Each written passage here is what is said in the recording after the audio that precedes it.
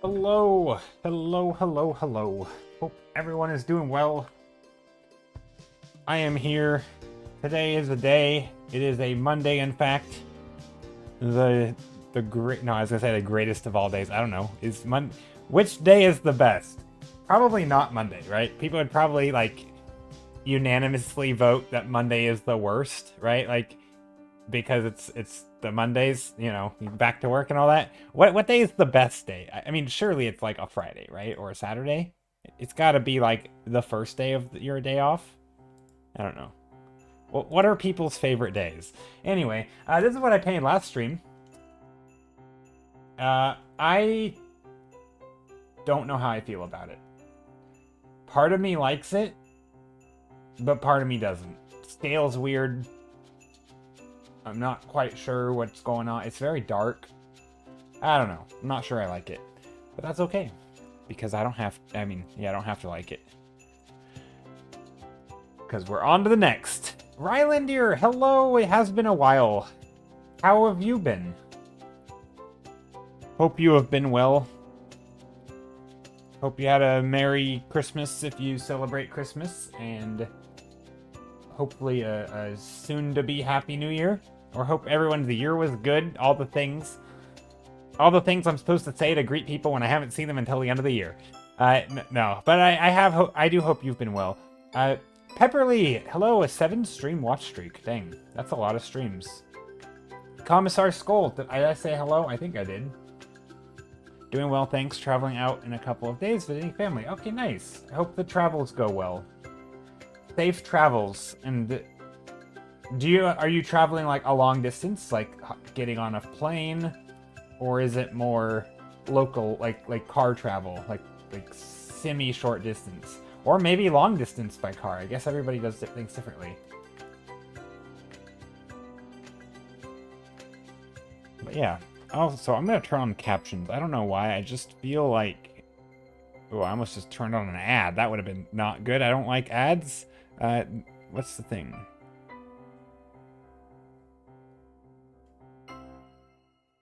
Stream schedule and countdown. I didn't even know I had that. Huh. Alrighty. Apparently I have Twitch plugin things that I didn't even know I had. I don't know how long it was there, but I was discovering new things. Hopefully it's supposed to be there. Alright. But yeah, my plan for today is make it through the stream. I just got off work, basically. I ate food, tried to take a nap, but didn't really work. Decided to take a shower instead of taking a nap. They aren't quite the same, but they're both kind of refreshing.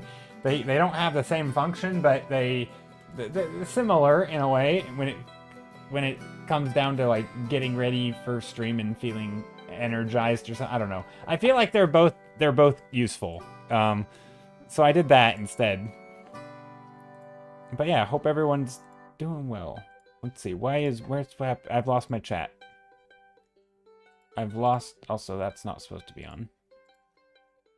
Hello, Patman. Hello. Doing well, thanks. Traveling out of town. No, just driving a few hours. Gotcha. Okay, that's not bad. Hello, Pat. Hope you're doing well. All right, so I think for today, so last stream I did this as a 5-minute thumbnail. It was a redeem option by somebody, and I was happy with it. I thought the colors were fun. The chosen color, if you can't tell, was pink. It was this color of pink. Obviously, I have more than that one color of pink in here. In fact, most of the structure is not that color. In fact, none of the structure is that color. Just the sky. But I thought it was nice. I still really liked the way it turned out. Playing around with a variety of colors. That's kind of my go-to for color. I don't know if you want to call it color theory, but just color in general. It's like, if you have a base color, you just like move the color around in that area. So like if you have a green and you want greenish colors, you can move it, make it more green or less green or all that. Love the heart-shaped window. Yeah, thanks. That was actually accidental. Well, initially, but then I stuck with it because I initially just made a shape that kind of looked like that. I'm like, oh, that looks like a heart, and also it's pink. So like, I think if so a lot of times when I'm painting, I paint by, like, association. So, like, if I'll make a shape, and then I react to the shape. So if I painted a shape, if I were painting in, like, orange, there's a good chance that if I made a random shape like this, I would not think that, oh, that looks like a heart, right? I suspect the reason that my brain saw it as a heart is because it's pink, and because I was painting in pink, because that was the chosen color, I was like, oh, that works, you know, and so I made it a heart. And I don't know, I do that a lot, where, especially in the early stages of a painting, when, you know, in a 5-minute thumbnail, actually, no, this wasn't 5 minutes, this was, I probably spent 10 minutes. This was a color thumbnail, so there wasn't a timer, but this was probably about 10 minutes. It's pretty quick. But yeah, it is funny though. I've noticed that's the thing. It's always one of those things that's like hard. I don't know. Like that part of art to me is the hard part to explain, because it wasn't super duper conscious. It was, hey, the good right hook, hello, Skittle, hello. Tea reminder, thanks. It's still piping hot. Too hot to drink. Hope the day is going nicely. It is going. It's been a long day. I had a long day at work. Got home, ate food, tried to nap, couldn't nap, took a shower instead, and now I'm here. It's been a long day, and yeah, I don't know. I'm feeling good though. I discovered today that I don't have to work tomorrow, so that's nice. Not until through the new year, which is nice because tomorrow's my birthday. So now I am in a conundrum. As the stream title says, to stream on my birthday or not to stream on my birthday? Do I add in an extra stream? I'm thinking about it. I'm thinking about doing a stream tomorrow. I don't know why. I just feel like, I don't know, everybody else's birthday streams. I feel like I only get one opportunity a year, so I might as well. I don't know. What would I do on a birthday stream? What do people do on a birthday stream? That you were asking earlier what the best day is. That is the best day, the day you don't have to work. That's fair. B-day stream, maybe. But like, what do people do on a B-day stream? Like, what do you even, like, what's the point of them? Just an extra stream to work on your birthday? That sounds like what? I mean, I don't really consider streaming work, but like, compared, like, some days compared to not streaming, it is a little bit, you know? Like, what do you even do? Like, it's just a normal stream, but you just an extra one? I don't know. I feel like in some ways, just not doing anything is the way to do it. I don't know. I'm torn. I'll have to think about it all stream. Gaming stream? Oh gosh. What game would I play though? I don't really have any games that, like, I mean, I guess I could do a Minecraft stream. I don't know if I'd want to. I could do a gaming stream. I don't know how good my computer would be at, like, not Dave the Diver. I mean, that's not, I don't know. Maybe if I started a new game. But I feel like that's not, I don't know. In some ways, I feel like that game, is it the same though? Experiencing it, I don't know. Minecraft, I could do a Minecraft stream. I feel like if I did a gaming stream, it would be a Minecraft stream. But I don't know what I would do. I guess I could try to beat the game in like an hour and just have fun. Not in an hour, sorry. In one stream. Like, if I just played like normal mode, I mean, I don't think it would take me too long. I don't know how... I've never, like... I don't think I would try to, like, speedrun it, but just, like... I don't know, I think I could do it in a couple hours. I don't see why I couldn't. How long could it possibly take, right? I don't know. I've never... I'm pretty confident I could. That could be a thing. Person who's never tried to speedrun tries to speedrun with literally no experience doing it whatsoever. Couldn't be that bad, right? I don't know. I feel like there's no reason I couldn't do it under like 2.5 hours. With... yeah. I don't know. Maybe, gosh, I could do a game stream. Oh boy. Do I want to, though? That sounds like... I mean, it would be fun. Also, what I'm doing right now is I'm just playing with color. Adding some greenish, grayish blues. I'm like massaging, that's a weird word to use here, but I'm massaging the colors in and like moving the color slider around as I pick different colors. You can play chess. I could do a chess stream. I don't think that would be interesting or fun for anyone except me, because I'm not good enough at chess to like offer anything of value to anyone. Like maybe if you had never played chess before, I could chess versus viewers. I mean, I could do that. I could do chess versus viewers. I feel like if against people who've never played chess before, I would always win, but against anyone who's like good at chess, I would lose. Because I'm in like that spot where like I'm an experienced amateur. You know what I mean? Like not a pro. But also not like someone who has studied chess in their life, right? At least not to any, like there's a difference between playing chess and learning chess, right? It's the same with art, right? If you just do art, I am not convinced that you will, like, pick up the fundamentals. Not necessarily, right? You might learn some things that work for you, and you're going to sort of reinvent the wheel as you go, and there's going to be some things that you do that work, some things that you do that don't, but you're also going to learn a lot of stuff that you think is good that isn't, or that, like, you know, like, unless you actually try to... there comes a point where you're probably just not going to improve unless you're, like, actively work on breaking down your skills into smaller skills, like, to some degree, right? I think any skill is like that. I just simply doing it as like a hobbyist is not gonna get you that far. And that's how I am with chess. I don't play it to like keep getting better. I don't, you know, like the funny thing, the only thing that I actively try to get better at is like chess tactics, because you get better at them by like training the tactics. And so that pattern recognition and certain tactical things do come in, which is why, like, in chess there's different types,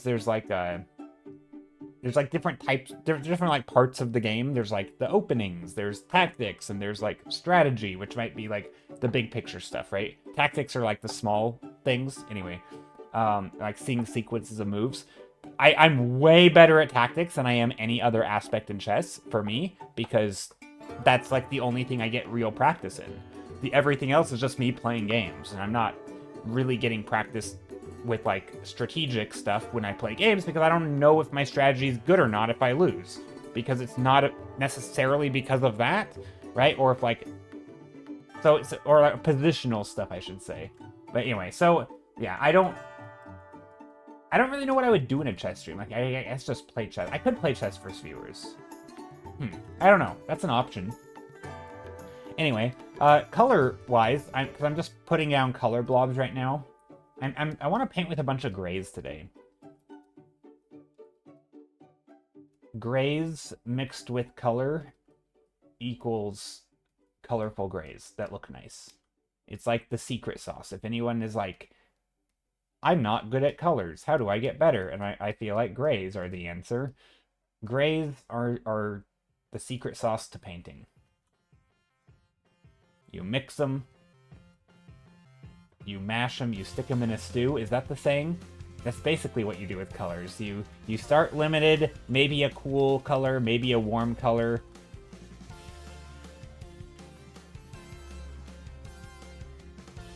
And then you mix them. Lots of mixing. Definitely the key to learning hard things, breaking down things into smaller things and then setting them in isolation. Yeah, but I mean also not just in isolation, but like I think when it comes to things like art, or there's probably other domains that are like more messy. There's a good book called Range, and I think it's from this book. It might be from a different book that he references, but basically there's this concept of like most of the science of like expertise is sort of focused on like what he calls like kind environments. So think like, you know, straightforward things where there's a clear and established goal, right? Like golf or chess or piano playing, right? Or whatever, right? Or a thing where, like, did you do the thing, or did you miss notes, or did you not do the thing, right? Or did you make your, was that a good chess move or not, right? There's kind of like even if you don't know how to decide whether it's a good chess move, there's still a goal, and you can measure progress, and like there's a definable, like, the best outcome is you win every time, right? Like there's a defined goal. But a lot of things there aren't, or the goals actively move as you, like, from time to time. And so in the book Range, he describes like kind environments, which have like established rules, and then wicked environments, which have like messy rules that change as you do the thing.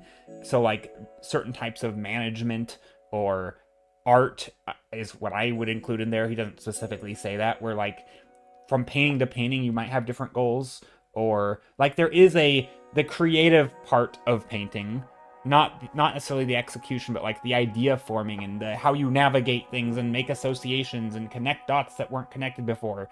That's not, it's very hard to deliberately practice that, right? Because it's like you can kind of practice it, but it's because it's always a little bit different, it's not as easy. And so you kind of have these two parts. You have the deliberate stuff, which you can definitely do in art, like practicing perspective and practicing,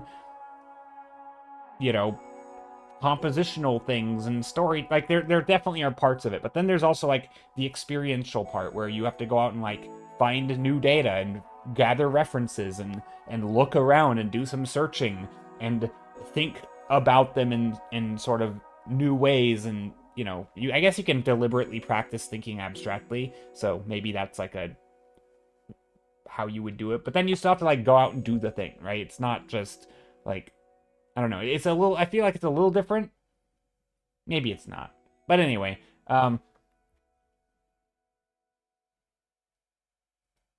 with the wicked, there's a abstract formula that has to be applied in some way. Well, it's not really a formula. I think so. With the wicked environment, it's more about experience of like being in a multitude of domains. So like the example they use is like comic artists, or just not artists, writers, is like the biggest indicator of their success isn't how long they've been writing or how long they've been trying to improve at writing, right? Which you might think if you were judging it based on like the deliberate practice method. It's not how long it's not even how many classes they've took or how long they've tried to learn. It's how many different genres. Like that was a big indicator of like, if you're gonna have a breakout book of like, basically if you were going to have something critics or people deemed like really, really, really good, right? Like the biggest indicator wasn't the length of time you've been a writer. It was how many genres have you spanned, which kind of makes sense. It's like, can you solve problems in multiple domains? Can you write from multiple perspectives? Can you write things that are funny and things that are sad and things that are scary? And like it's basically you're going out and trying lots of different things that aren't totally related, so that you can then combine them together and like in ways. You know what I mean? It's a little bit like that, but also like people who have. Anyway, it's been a while since I read it, but basically the argument is for like broadening your views so that then you can combine them in unique ways. It's basically like creativity, as opposed to finding a skill and working on that skill. It's more of, you don't know what skill it is, but you just need to collect some skills so that then you can work to combine those skills. Because it's kind of like the saying, I don't know what I don't know, and nobody else doesn't know what I don't know, so I need to go out and explore. Whereas oftentimes deliberate practice is like, well, ask an expert, or just do the thing and analyze it. Well, you can't if you don't know what you don't know and no one else knows, right? It's sort of I think it's kind of that. It's kind of like the environment is changing. There are no rules. You can't go and just take a course because what works for you or what you want to do in that position maybe it's never happened before, right? How do you like solve those problems? And obviously there are ways, but yeah. I think that's a lot of what it is. Which I found it to be very interesting. I'm probably summing it up terribly, but I found it very interesting because I felt like that in some way relates more to art and creativity than like deliberate practice. Obviously, there's a lot of deliberate practice that you can do in art, but so much of it, well, I don't even know about so much of it, but definitely part of it is like learning to think differently.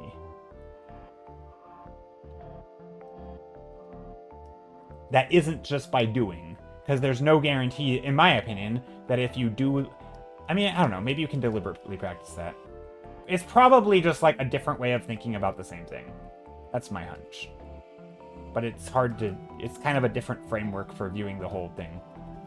Anyway, we're off to a good start. Starting stream strong with a good old ramble.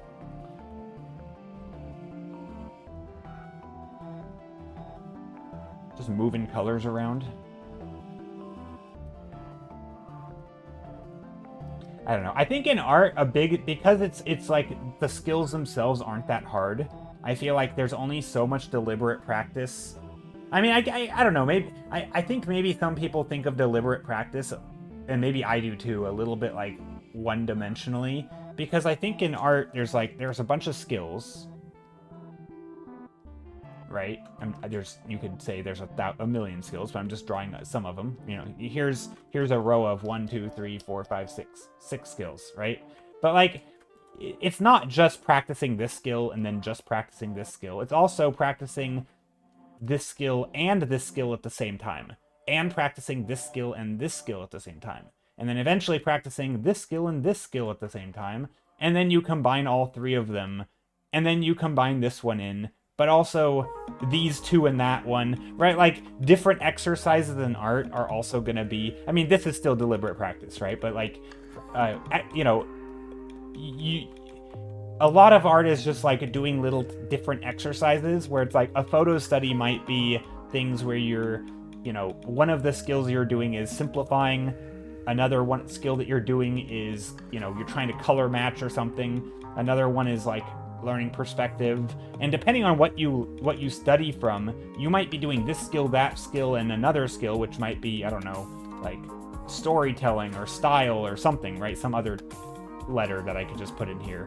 And then maybe the next time you do a study, you aren't actually using the same things in color, so maybe you're doing these three together, or you're just doing these two skills together. And so every time you're kind of getting experience combining them in different ways, depending on what you want to practice.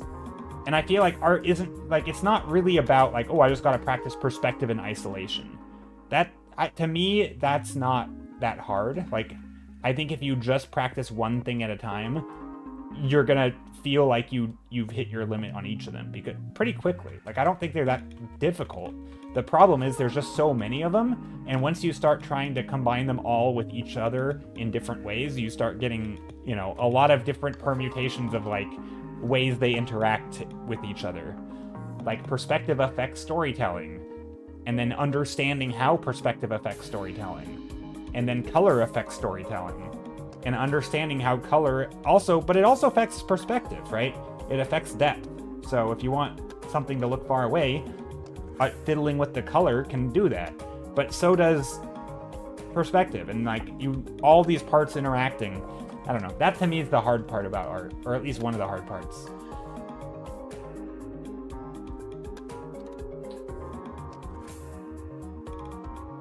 I feel like today's gonna be a good old ramble. A good one. It's gonna be a good ramble stream in my opinion. Also, what am I doing with these colors? These colors are interesting. I feel like the oranges here don't look good. I like the greens. I do like the oranges. Hello, Raygiana, how's it going? Hope you're doing well today. I think a lot of art skills are hard. I mean, I don't know. I feel like I don't think most are hard to understand. I think they're hard to apply. And I think they're hard to apply because they have a lot of interactions. Like drawing in 3D. Maybe. I mean, I definitely think perspective is the most, or one of the most, like, in-depth. At least deep. As opposed to like wide. I feel like something like composition is like the widest, if that makes sense. Like you have depth and then you have, so like you have this way, like how wide something is, and then you have depth, right? I feel like perspective is probably the deepest because it has like literal math involved at some point. There's a lot of different ways to think about it.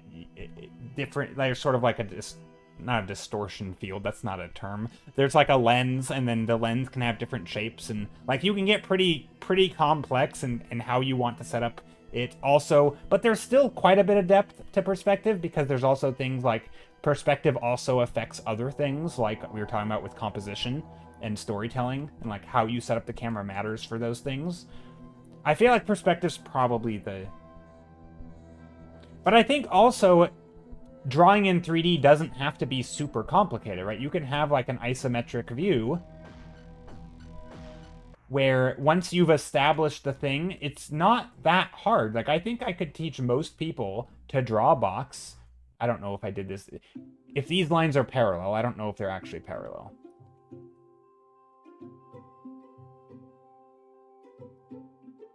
But if you're just talking about drawing stuff, like, I think you can do some basic drawing in like isometric view fairly simply. Like, I don't think it's super in-depth, right?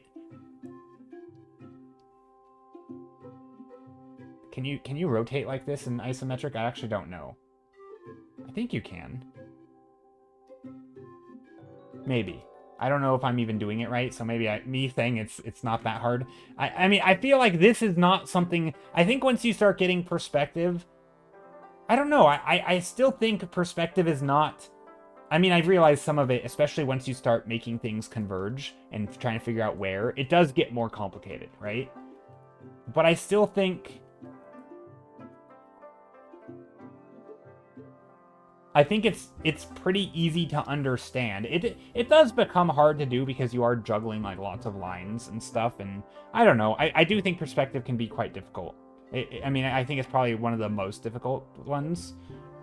But like as far as the depth is concerned, I think the other ones are extremely simple to understand on like a fundamental level. Like I think composition, people can just get what it's about, but to be good at it, you also have to like know all the other things kind of, because they matter, and the more that you learn, the more you can use in composition. So you like never stop getting better. Like I don't feel like I know anything about composition, and the more that I learn about it, like the more I learn about literally anything almost in art, I feel like the more I'm also learning about composition. Hey Rona, how's it going? So yeah, I don't know. But yeah, perspective's hard. Pink Heart House. Yeah, thanks, Ron. I did this last stream. Somebody redeemed a color sketch or a color thumbnail with pink, and this was the pink one. And so, yeah, that was the pink. But right now I'm just playing with colors. That's what I'm doing. Also the pink and green color combo. Okay, well, wait, pink and green. Oh yeah, and this one? Yeah. Well, it's not green. It is blue. What do you know? Blue. No, but it's pink and green. For all intents and purposes, this is pink and green. It's what your brain tells you it is. That's obviously why I intended to put this plants. It's very much pink and green. But yeah, no, it is funny that the color on the canvas is a type of blue. It's a bluish green, I guess. But yeah. But if I put it over here, this does not look green. Definitely not a green. But it is when you go over here. Color relativity. It's white. Look at it, it's almost like you can see it change colors, right? It's like a bluish here, and then whoop, it turns to green.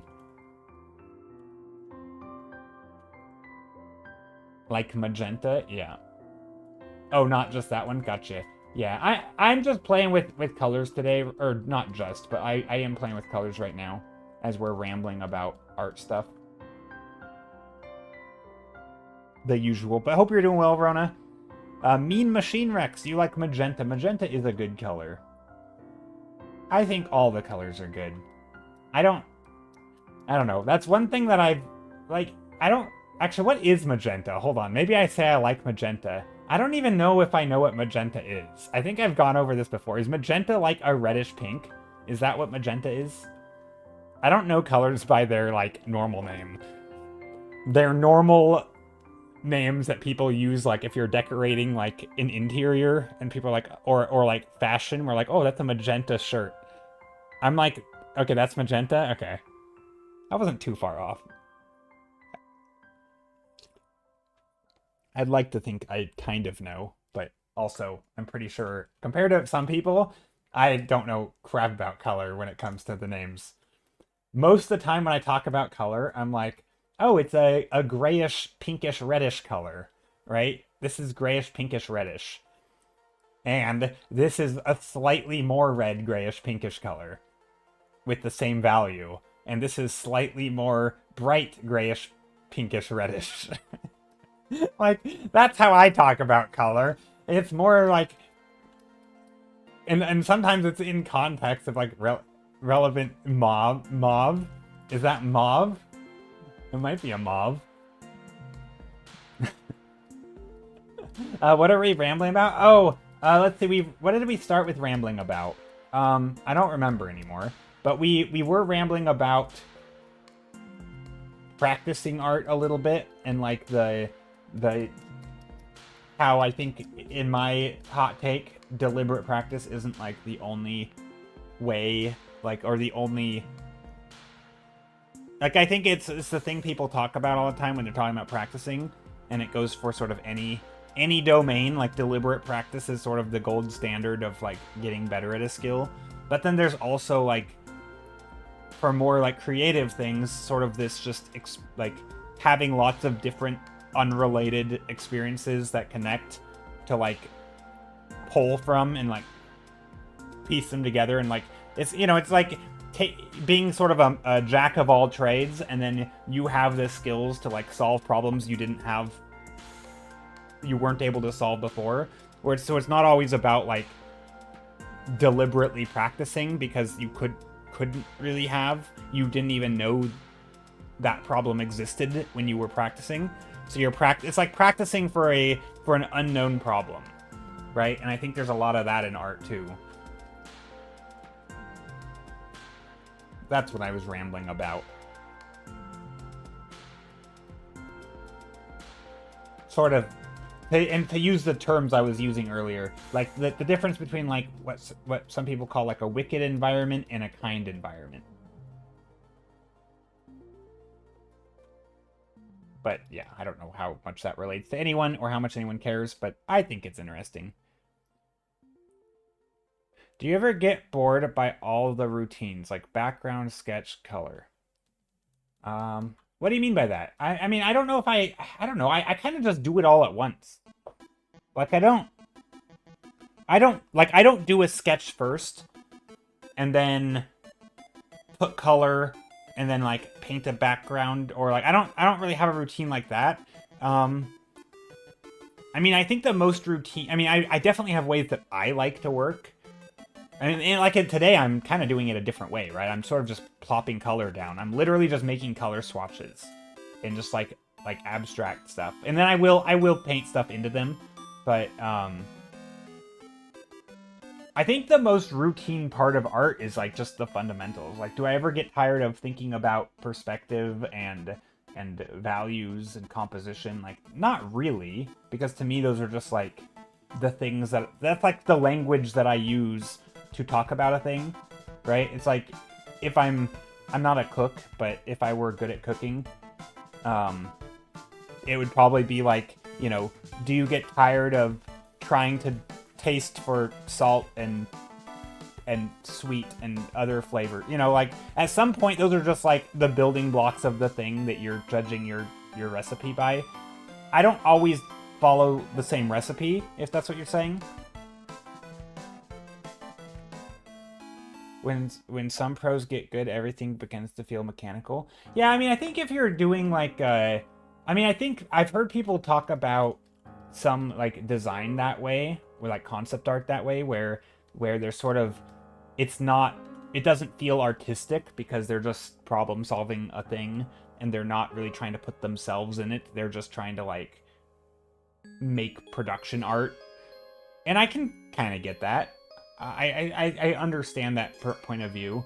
But I think what I'm doing, there is, I don't know. So I don't, I mean, I think for me the answer I think is no. I don't get tired of that because for me the starting stages, I mean, I do get tired of like rendering. I think rendering can be a little bit tedious. And like the finishing touches of a thing where you're just kind of like putting in the time to like the perfectionist type of thing. That gets a little tedious, but the early stages, the planning, the choosing where and why you do every little thing in the painting, you know, like even the design of stuff, to me that still feels extremely interesting. The like the planning stages are not in any way like this stage where I'm just kind of, you know, the canvas is a blank canvas, literally, in this case, or maybe in this case adds some color, but I'm building up a painting, I'm asking myself questions, and then I'm answering them, and as I'm confronted with the painting and I have to solve those problems, then I start solving them. Like, that stuff doesn't get old to me.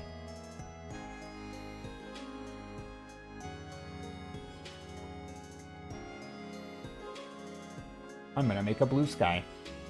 But, like, yeah, maybe sometimes it's like, you know, do blue sky paintings get tired to me? Sure. Like, sometimes a painting with a literal blue sky can be tiring, and so I just will switch from a different color. Or I change what I mean, I think, I don't know. It's, generally speaking, if I'm working on my own stuff, if something is annoying, I'll just not do it.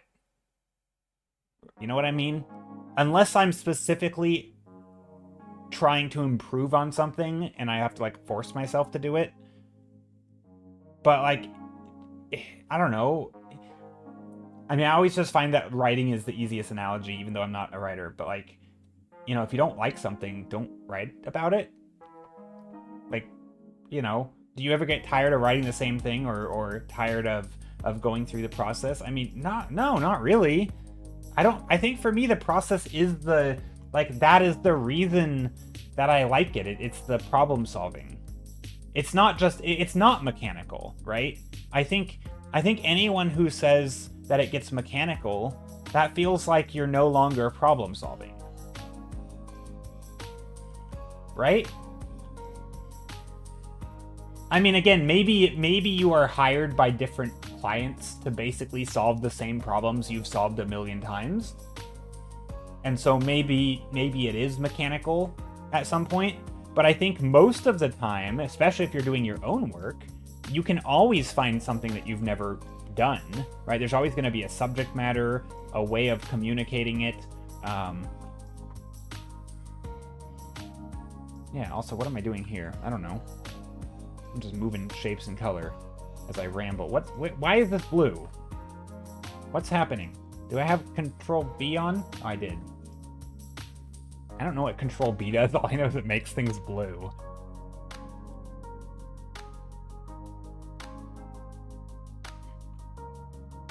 But yeah, I don't know. That's a hard question. I mean, I think the answer is no. Because to me, it's not a routine.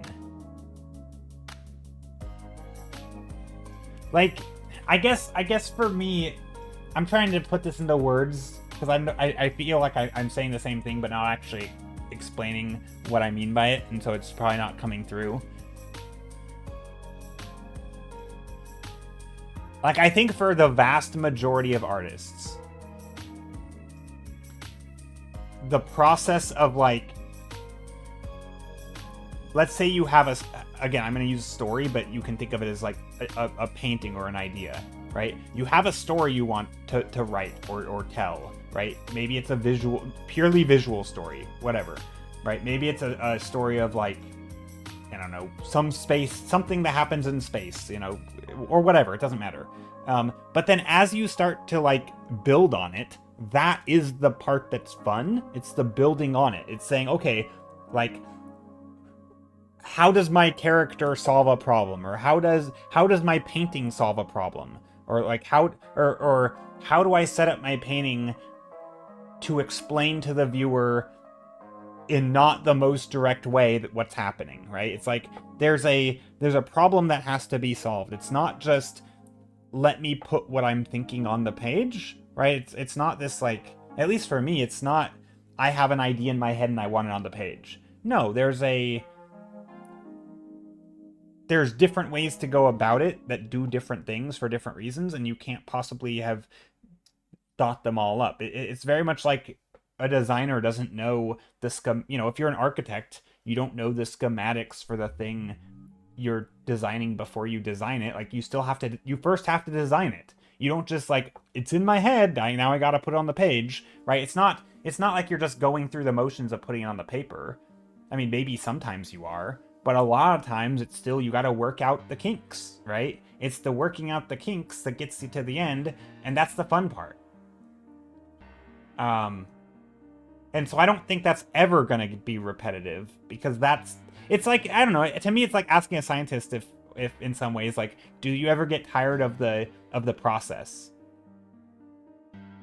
Well, no. Science is a process. Like, that is what science is about, right? It's that process of discovery, of testing things and solving problems. And, maybe a scientist would get tired of, their field, and maybe they'd want to switch fields. But, like, or maybe if they feel that everything is a dead end, and they're losing hope that they're searching in the wrong spot, so they want to change where they're searching, But I think that underlying process, I think, is typically the part why people like it.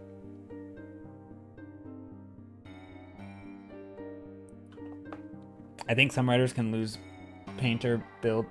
I think some writers can lose the ability to enjoy some stories. So yeah, I think people switch from, like, they switch from genres, they switch from interests, like what they're writing about or what they're painting about. Some people are gonna change subject matters, but I think there's that way of thinking about, like, I have a thing I want to talk about or express, and how do I do that in a way that is,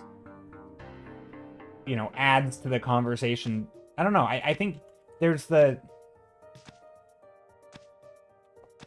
don't know. I mean, I think people can definitely, like, fall out of love with art, right? You move to other things, whatever.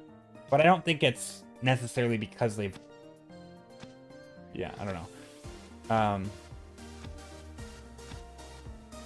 Yeah, I think once a painter builds a signature, the style itself becomes restricting and repetitive. I mean, I think probably. I mean, I think for some people... Yeah, I mean, I think a lot of people like to explore and work different ways, but that's also how they got there in the first place. So, like, that to me feels like a different question, with getting bored by the routine versus you, for whatever reason, forced yourself to fall into a routine that you didn't have to fall into in the first place. Like, most people aren't like, this is my style, and then they consciously try to stick to it. I think most people, they find a thing that works for them, and then they're just focused on the problems or the things they like to do, and then the way that it comes out is the way that it comes out, because they've sort of built up habits that they genuinely, that work for them. And I do think there are sometimes people are like, I want to switch it up. What if I start backwards? What if I start with color? What if I get rid of my lines? Or, but I think that's not...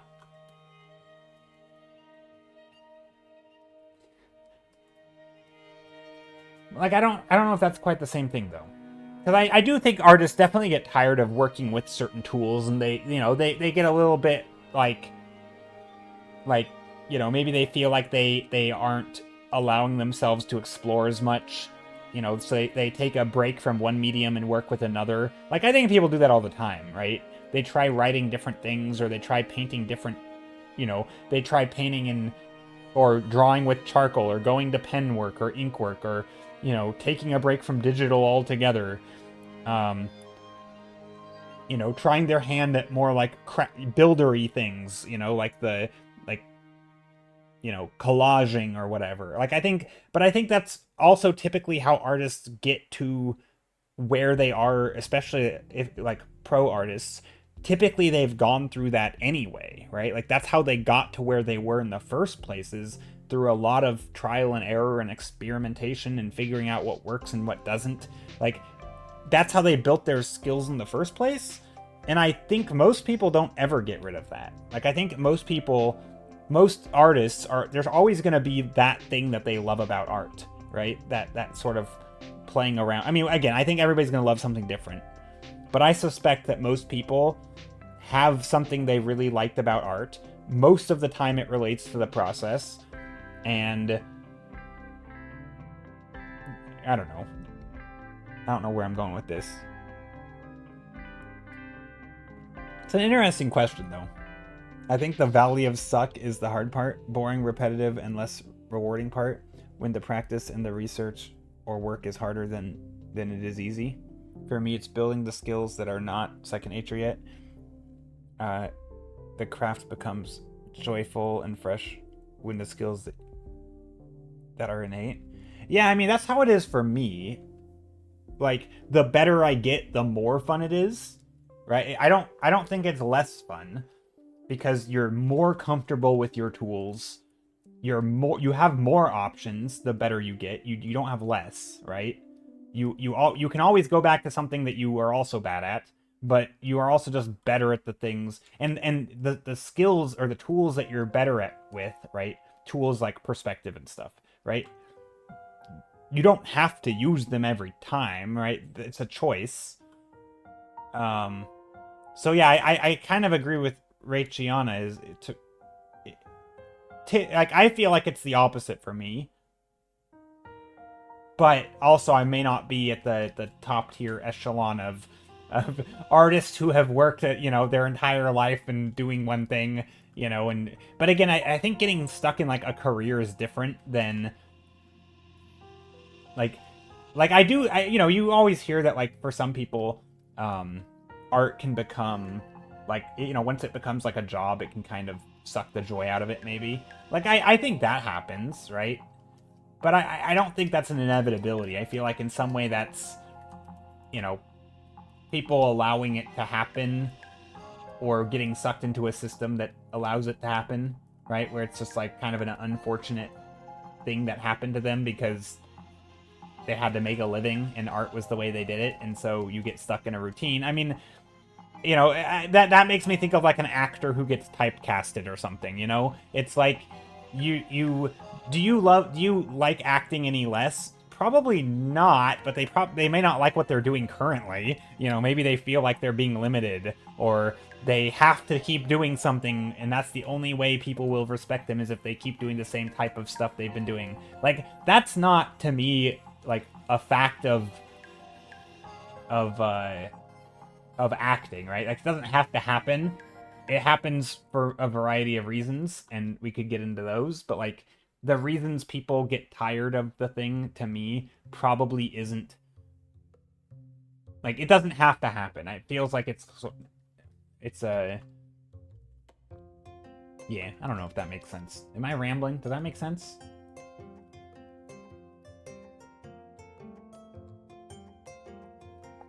But yeah, no, definitely an interesting conversation. I haven't really thought about that too much, which is why my answer is so rambly, because I'm thinking about it in real time. You think Leonardo da Vinci was more into problem solving than finished art project? Yeah, I mean, Leonardo da Vinci wasn't he known to, like, literally destroy his own sketchbooks because, like most of Leonardo da Vinci's stuff was unfinished, right? It just also happened to be at the time, like, culturally, that, like, people just like the finished stuff, kind of like they do today. And so there was, like, most of it was behind the scenes. You know, 90% of the work is unfinished. It's the process, early stuff, you know. And yeah, every once in a while there'd be like a masterpiece type thing, like a finished piece, but most of it wasn't that. I think I would, I mean, I'm sure there are a few exceptions. I've heard things. Funny, he's coming. Wait, I talked about him yesterday a little bit, but like I've heard people tell a story of like Thomas Kincaid, where like it at some point in his life it became purely like a business thing, where like he wasn't doing the thing for the love of the thing, but because it was just a good business plan. Like I think that, you know, I'm sure there are artists where that's the case, but I feel like for the vast majority of them, it's not that. I think the vast majority of artists, they get good at art because they loved it, and then, yeah. Every once in a while, I thought I have seen the best state of art, and then something amazing shocks me with my mind-blowing excellence. Yeah, I mean, I don't know if I don't... Yeah, that's good, though. That's good that you're still being... Your mind is still being blown. That's good. Yeah, I don't even know what that means. The best of art. I mean, I do feel like in certain domains there's definitely things where like I consider like the, you know, the goals, you know, things that you would be like, that's my goal. I want that. Like I want to be that good one day. But then when I see something else that's like blows me away again, I don't really compare it back to the other thing and be like, "Oh, it's better than that." Right? It's typically just like different. Like, if I see an amazing comic artist, I'm not going to think, like, you know... I'm not even, in my mind, comparing them to someone who does, like, you know, fantasy illustration. Like, it's just so different. But then, I will say, you know, just, like, over the years, I think a lot of the, you know, my tastes have changed, and also the sort of the state of, like...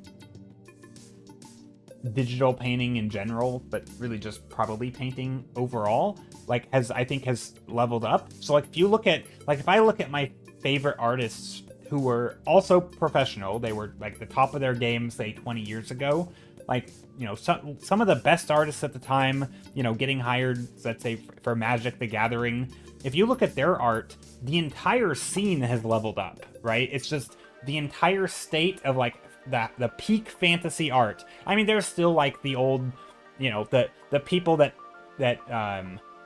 like who were amazing 30 years ago and are still considered amazing today. But like as a whole, the entire like fantasy art scene has, in my opinion, like risen sort of the professional scene, right? The people like at the top of their game have like, it's not just like one or two people doing amazing work. It's like a ton of people doing amazing work. So that to me is I think there's a part, yeah, I don't know. I feel like part of it's just like the community as a whole has gotten better at like, you know, maybe, or like I think there's a lot more, especially with like YouTube, right? There's a lot of people who would have maybe eventually gone on to take an interest in art, but now they can do it at age, you know, 6, you know, and they can start watching videos and getting better. And like, I think the skill progression has just, I mean, same like in chess, right? The grandmasters these days are younger and younger because they have more and more resources. And also people have figured out how to teach young up-and-comers in chess better, right? And I think the same is true in most fields, especially with like the internet. So just in like the last 30 years, I feel like everything has gone crazy. I mean, even like with like science and technology, like there's these cool videos you can probably, I don't know what they're called, but like if comparing like the Olympic sports of like 45 years ago to the current gold medalists of today in the exact same sport.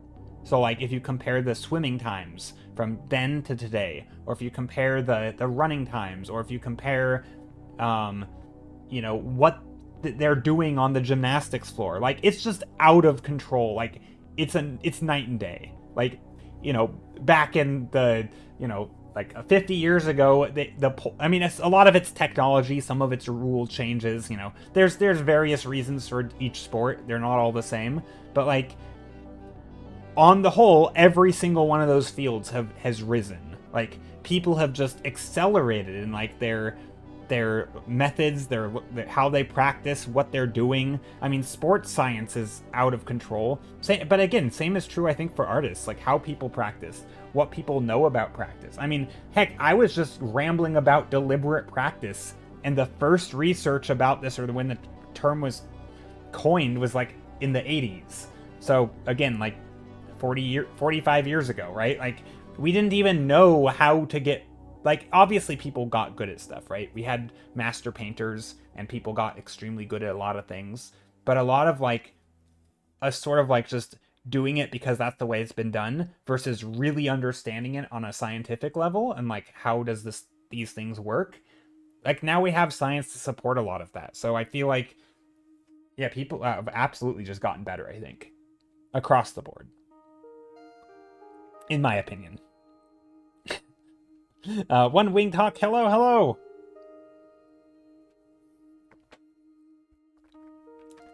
So yeah, I feel like whenever people are like, oh, you know, kids these, or like people are getting so stupid and everything, or you know, kids these days, or you know, like I don't see that. I feel like people are getting better at stuff. They're becoming more curious in some ways. Like maybe you do have like certain groups of people or areas where like there are these like trends and stuff, but I just feel like the amount of like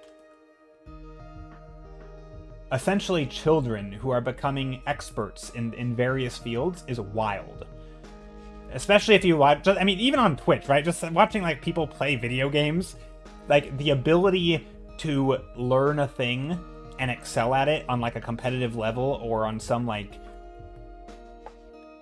level that is judged against their peers. Like there's so many so much research. There are entire communities of literally anything that people might take an interest in. You know, like, I mean, I think speedrunning's like my favorite example, but like for any given game, there are Discord communities of people trying to like put their minds together, working to like optimize just random crap in a game. And it's so cool that like I don't know, just how far people can take things.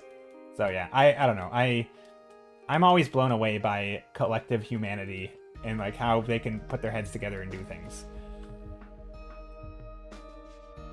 In art, personally, I don't care about price tag or shock value of modern art. Yeah, me neither. I mean, price tag is like the equivalent of like how many likes it got on social media. Not super relevant to most things.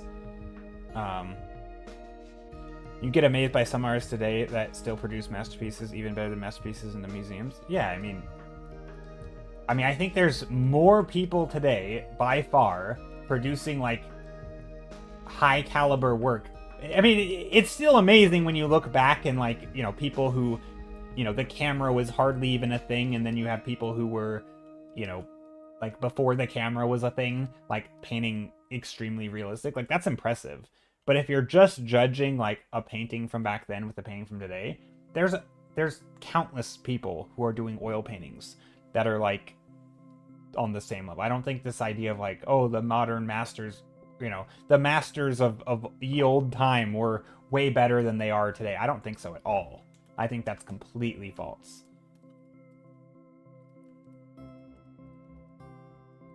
Now, there might be a teeny bit of truth to like some corners of the claim, because like making it as an artist often in today's world oftentimes means doing specific kinds of art.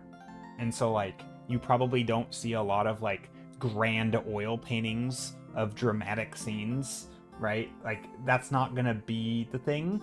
A lot of the artists today would go into concept art or would go into, you know, illustration, but not on that large of a scale, right? Like production art. And so there are different requirements by society. Not everybody is being commissioned by the church to paint on the walls, you know, or on the ceiling. Like that's not a thing. That's not even like a career really these days, and so I kind of like it makes sense that there's less of that very specific kind of art, because like typically what keeps people, unless you're extremely rich and that's just what you want to do with your life, like most people have to make a living, and so they try to, you know, if you're gonna spend that much time with your art and you have to make a living, there's a pretty good chance you're making a living with your art, right? Otherwise, you're just rich and you have income from somewhere else, and I don't quite know how that works, but yeah, like it's like, how do you find that much time and energy? And so my sort of feeling around that is I do think that like the things of today, what we care about, you know, movies, games, right? There's a lot of that. There's a lot of extremely skilled artists there. Not all of them are making that kind of art, but I think a lot of them could, and have.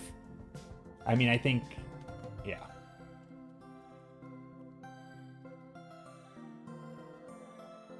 Something that I sometimes think about is like a lot of the artists that I really, really like Cynthia Shepherd is one I mention a lot. If you look at like Cynthia Shepherd's oil paintings, she's mostly just art directing these days, as far as I know. I'm sure she still paints, and she's done a lot of amazing illustrations, but like, I don't know, she can't be too much into her 40s probably. I don't know how old she is, I'm just guessing. But like, if she was, you know, being paid to do just like full illustrative oil paintings, and that was her career, not an art director, like surely her output would be way, way higher than it is now, right? And like, she's extremely good, but also that's not even like her full-time job. Like, if it were, I think we would be like, you know, there'd be more likely that art, you know, you'd see more physical copies of it. And you're like, oh wow, that, you know, what a master of today's time. But like, it just isn't gonna make as much money as what she's probably doing now. And like, this is also fulfilling. You know, I don't think most artists, I don't know, there used to be like I'm kind of shifting topics now, but this sort of idea that like, you know, art is what I'm meant to do. And I just don't think that's typically how it works. Like, I think a lot of people, you know, they are creative people. They enjoy that kind of thinking, the problem solving, the creative choices they have to make. And if they can get that from, you know, art directing, or from illustrating, or from doing something, you know, some creative corner of the world, and they can get paid for it, they're going to do that, because that's going to make them happy as well, right? There's not like one thing they had to be doing in life. And so I think a lot of people just go to the things that they can support themselves on, and it makes them perfectly happy. And yeah, so I do think it's easy to compare to like old times and be like, you know, where are all those people making those amazing, huge oil paintings? It's like, well, where are the people buying them, you know? I'm sure there are some, and there obviously are still people doing that, but there's also just not as many people buying them. But there are lots and lots of concept artists doing sketches and designs and planning things that are super amazing and epic and, you know, mind-blowing. But a lot of it you'll never see because it's not, you know, it's not the finished product.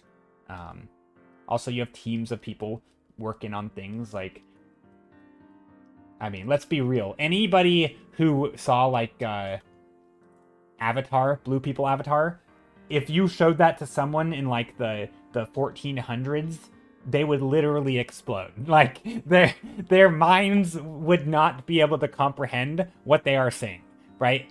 That is a combination of art, technology, and so many other skills all coming together to create something that they couldn't have possibly imagined. Right? That is just like, it's not even like, I don't think we typically would compare those two things together. Like, oh, a modern movie with a crazy, you know, like VFX, like literally any Marvel movie, even if it's like the crappy ones, like that is like, you literally have the best in the world that they're perspective fields and skills, working on things in huge teams and crazy undertakings that weren't even imaginable, probably, back in, like, you know, the 1700s or whatever. So, yeah, I don't think that I think it's easy to forget that, like, you know, try to find the exact thing, you know, like, oh, it's almost like the horse carriage thing, right? Like, are there as many skilled horse carriage builders? Probably not. But also, like, there are people who still build vehicles, right? And they're very skilled at it. And there's still people who have basically the same skills. They just aren't doing the exact same work. They're doing slightly different work.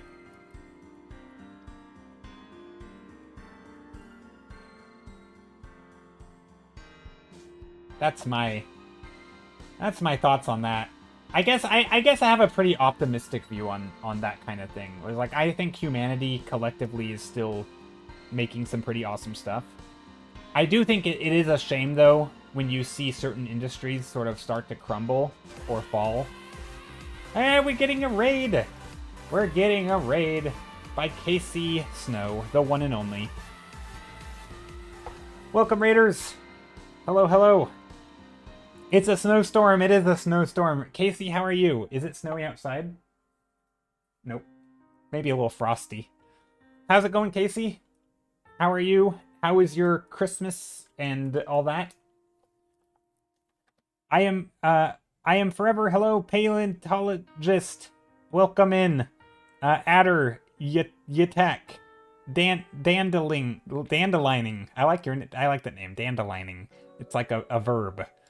I don't know what it means, but I like it. Baron of Bile, hello. Christmas Cat, hello. Welcome in, everyone. Mean Machine Rex says, yeah, when I watch some behind-the-scene documentaries, I really start to learn about the amount of work that and care go into them. Yeah, I think that stuff gets, like, it's easy to look at old art and just sort of compare it to, like, what you think that the equivalent is today. And then you leave out all these crazy human achievements that also had artists and multiple people working on them. So yeah, we may not have as many giant 20-foot, you know, oil paintings or whatever or just any painting on the top of a church, but you do have Marvel movies made by amazing artists, or, you know, Riot splash art. I don't know why I put them there. Don't quite think that's probably the same, but again, it kind of is. They're literally hiring some of the best artists out there, right, to work on the things. And that's the type of stuff they're making. But they're just being paid for a different type of thing. And so you get different types of work. But, like, the greats are still out there. You still have amazing artists who are, like, highly respected amongst their peers. So, I'm always blown away by the things humans can do with art. And just in general. But welcome in, Raiders! My name's Joe. You came into the middle of a TED Talk, or a JED Talk. But yeah, welcome in, everybody. My name is Joe. I paint stuff, mostly environments. Today, I am just chilling, because I had a long day. My brain is mush. So I'm just painting some things. We will probably go for about another hour before we vote, and then I'll work on one of these till the end of stream. So far I only have 2 real thumbnails, but yeah, I do a lot of environments, and yeah, then we voted on it as a community, and then I will work on these till the end of stream. So I typically will go another 3 hours from now. But I am thinking, so not totally relevant, but I feel like I'm just going to throw it out there. Tomorrow's my birthday. I have been thinking if I should stream tomorrow. I'm trying to figure out what I would do for a birthday stream. We should do a Twitch splash art. I don't know what that would be. Happy birthday. Thanks, Casey. Yeah, it's not yet. I don't know if I probably won't stream tomorrow. Nah, I don't think I'm gonna stream tomorrow. Maybe New Year will be like my birthday stream. On the, what'll it be the Thursday? Maybe Thursday will be my birthday stream. I'm not gonna do a real birthday stream. I think Casey mentioned this. This is another Jed talk, or a Casey talk in this case, because I think Casey was talking about this on one of her streams, where like when you do a thing that is so different than like the thing that you really want to be doing, like I like streaming art, I like making art on stream.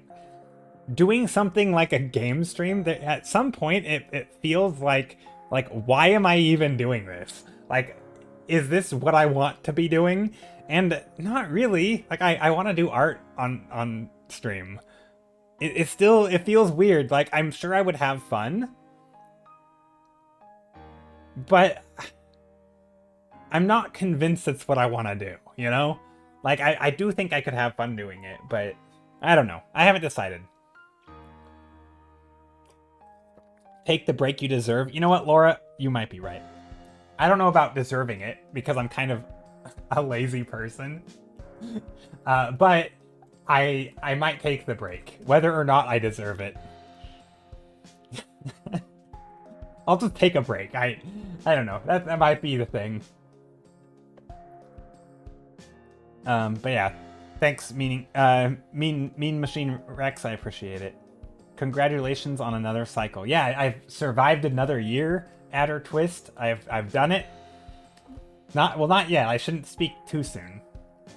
I haven't made it to tomorrow yet. That's grim. Maybe I won't make it. No, I think I'll make it till tomorrow. Can't wait for that schema streama though. Oh gosh, schema. Oh man, we talk about schema a lot. Here's schema. Here's a schema of my tower. This is how, like, me designing a tower, pointy thing with a triangle at the top. Literally just starting off with shapes. You know, yeah, that's a whole stream, right? It's like, here's my house. Here's a house. It has a door. It has windows. I feel like as artists, we're constantly creating like advanced schema for ourselves. Schema. I don't know how to say that word. But like, so much of art is that, right? You learn like mini shortcuts for things, and your shortcuts get more and more advanced, and then you build on your new shortcut. Chat wants me to talk schema for a whole stream. For some reason, break down some research as far as schematic stages of art development. Oh yeah, like the whole developmental stage of children, or just people in general, right? There's probably a lot of really interesting stuff there. But just in general, like the way that you, like, I don't think any of us stop using schema, even though our models get more and more like nuanced and more complex.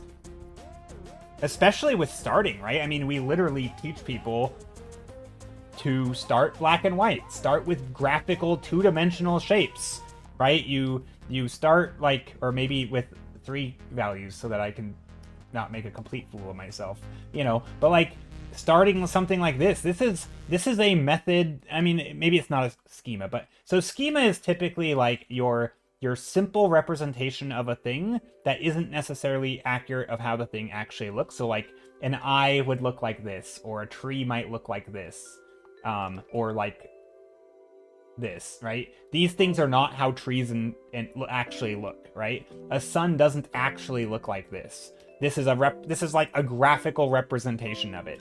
And a lot of people, especially when they're learning, right, get sort of locked into these things. And Casey can do a better rant on this than I can, but a lot of people kind of, it's hard for them to forget what a thing looks like. Say, this is not what a tree looks like, at least not many trees. And like, so even like you can see this a lot with people who've never done any art before. You can give them something to draw, like a real life scene, or like, you know, take them outside and say, paint this thing, and they'll still draw the trees this way, even though they're right in front of them. They can see it's not what they look like, and yet they're still ignoring what they're seeing, and they're turning it into a schema. They're not learning to see, right? They're not updating their mental models. And it's like it's a hard thing to snap out of. And sometimes again, I do this too. I think I would argue every single one of us does this. We're all going to have some habits that we use, and we won't even realize they're habits. like, again, it's not always. I mean, maybe schema specifically applies to like the graphical shape, but I mean, I think simplified mental models exist whether or not they're specifically schema or not. I mean, there are also just ways of doing things that work, and so you just keep doing them, and you never question whether or not they're efficient ways of doing things. So like, it might even be. I mean, this is a slightly tangential topic, but like drawing in the same perspective, right? Everything is the same. Eye line always the same spot. You know, the scale of things are always the same scale. You know, how like you it's very easy in art to get locked in without, not locked in the good sense, but like locked into a way of working, a pattern, where you're just doing what works for you or what you found to work, and you're not really questioning it. It's kind of like you've been told a thing, or you've told yourself a thing, and you just now are just, it's fact. You're taking it at face value. It's hard to break those patterns. It takes a lot of unlearning. Schema is a psychology term too for exactly that. It's basically a pattern or set way of solving a problem of any kind. Yeah. Schema makes more sense for me, not just in the graphical sense, but just like a very, yeah, like a locked-in way of thing. I mean, could you call like a heuristic also a schema of sorts? Like it's a thing you're sticking to, or like doing a way of thinking or solving a problem that is like, I mean, it's not always bad. I mean, it's useful, right? I mean, schema is not a bad word, by the way, right? It can also be a use. I mean, at least the way I understand it, it doesn't have to be bad. It's just, it's like it's a thing that we do, right? We find patterns, we learn, we start typically simple, and then we build on it over time. And at some point, we probably get lazy and stop building on it because it takes effort to relearn stuff. But I mean, I think in art, it's easy to consider schema bad. But not really. I mean, that's just like how our brains work, right? Like, our brains are doing brain stuff, and like brains are gonna brain, and I feel like that's pretty I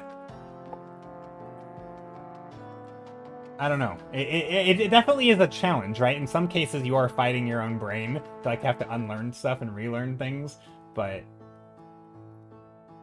yeah. Also, I like the white in here. I'm trying to add some brighter values. Okay, let's see. I started with colors today. I'm just putting down some color blobs. You're not familiar with heuristics, but seems like they'd be bedfellows at least. Yeah, they seem related as like a way of thinking or solving a problem that is sort of like you're just kind of doing it by rote, or it's just a method that you have that works. And it's not always the best. It might be. Clouds are very common. Schema artists get stuck. Yeah, clouds. Yep, clouds are one. It's easy to forget that like clouds are three-dimensional shapes with an underside and that they have a top side. Hey, Fish! Long time no see. Hope you're doing well, Fish. It's easy to forget that clouds have a form. And so people will just, like, I still do it. I draw two-dimensional clouds, I'll be honest. Not always. Sometimes I do. Or sometimes I don't. Maybe we'll draw some clouds. I haven't drawn clouds in so long. Surely having a robust set of schema potentially means you can, like, throw together a first draft. Absolutely, Adder Twist. Yeah, I think that's where it's super useful, and I think... But also, I think good artists sort of develop their own schema. Like, they expand on their own ways of doing things.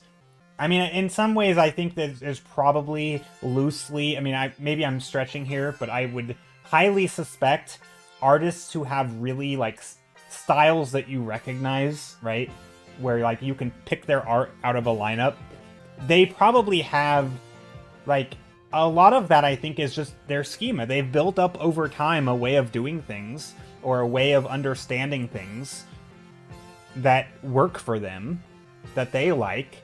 And it's, you know, it may, in some cases they're overly simplistic, sometimes they're super complicated, but like, yeah, I think having shortcuts absolutely allows you to quickly sketch an idea.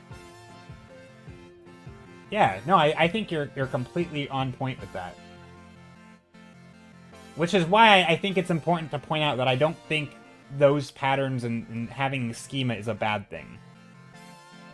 Right? Like, it's only bad if maybe if you're not aware you're doing it, and or it's holding you back from doing something you actually want to do, right? But sometimes it allows you to do a thing much quicker, right? Especially if you think of art as communication.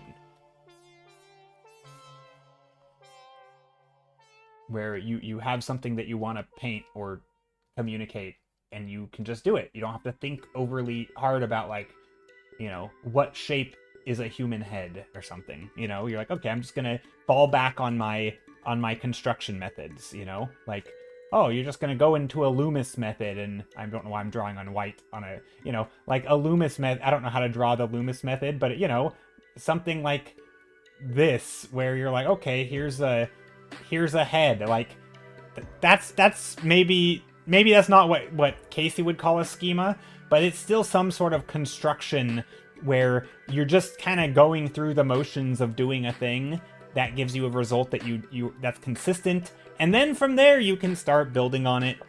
I mean, I would argue this is like a slightly more sophisticated schema than this, right?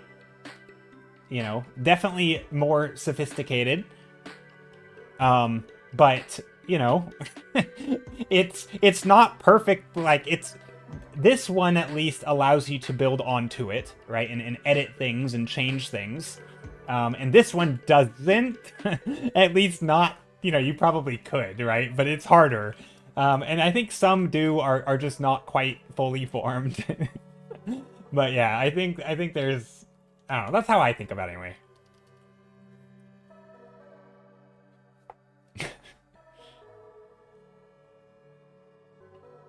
Lithium art, clouds are very... Oh, yeah, I already read that. Let's see. I had this problem.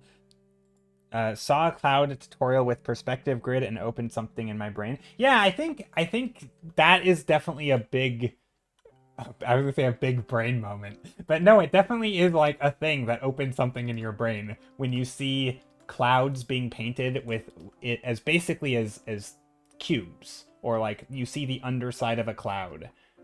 And you realize that they're shapes, just like, or their forms, just like any other thing.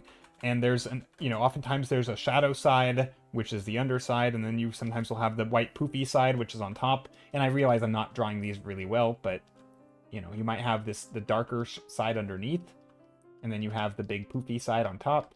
And again, I'm drawing this terribly, so do not learn how to draw clouds from me.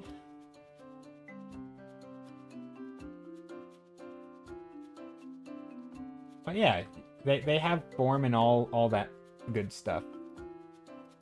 Anyway, I don't know what I'm doing here. I'm drawing a bad... This is also where, like, you know, references, right? Use references, all that stuff. Never stop learning.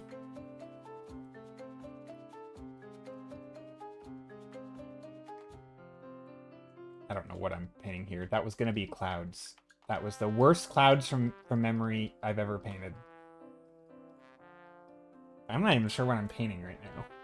Let's do something here. Let's make some shapes into the distance.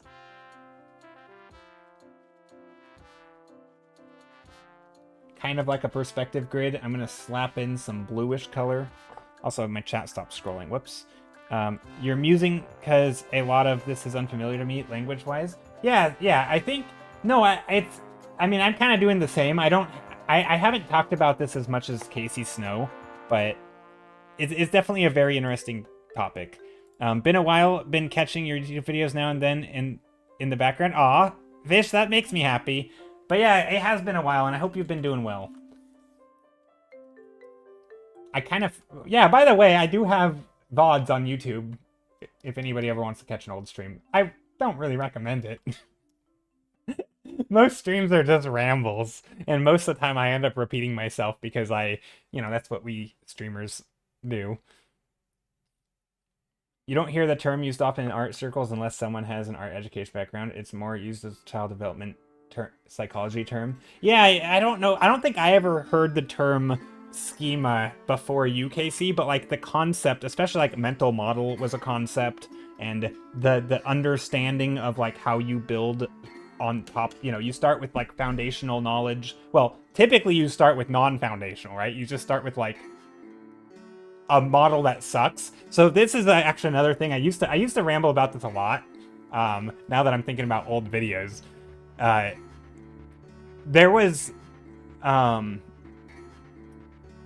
some studies back with like the early like memory studies to like figure out how people learn stuff, and they gave them like people a string of numbers to learn. This is like, I don't know, it's one of those examples that pops up in quite a few books from time to time.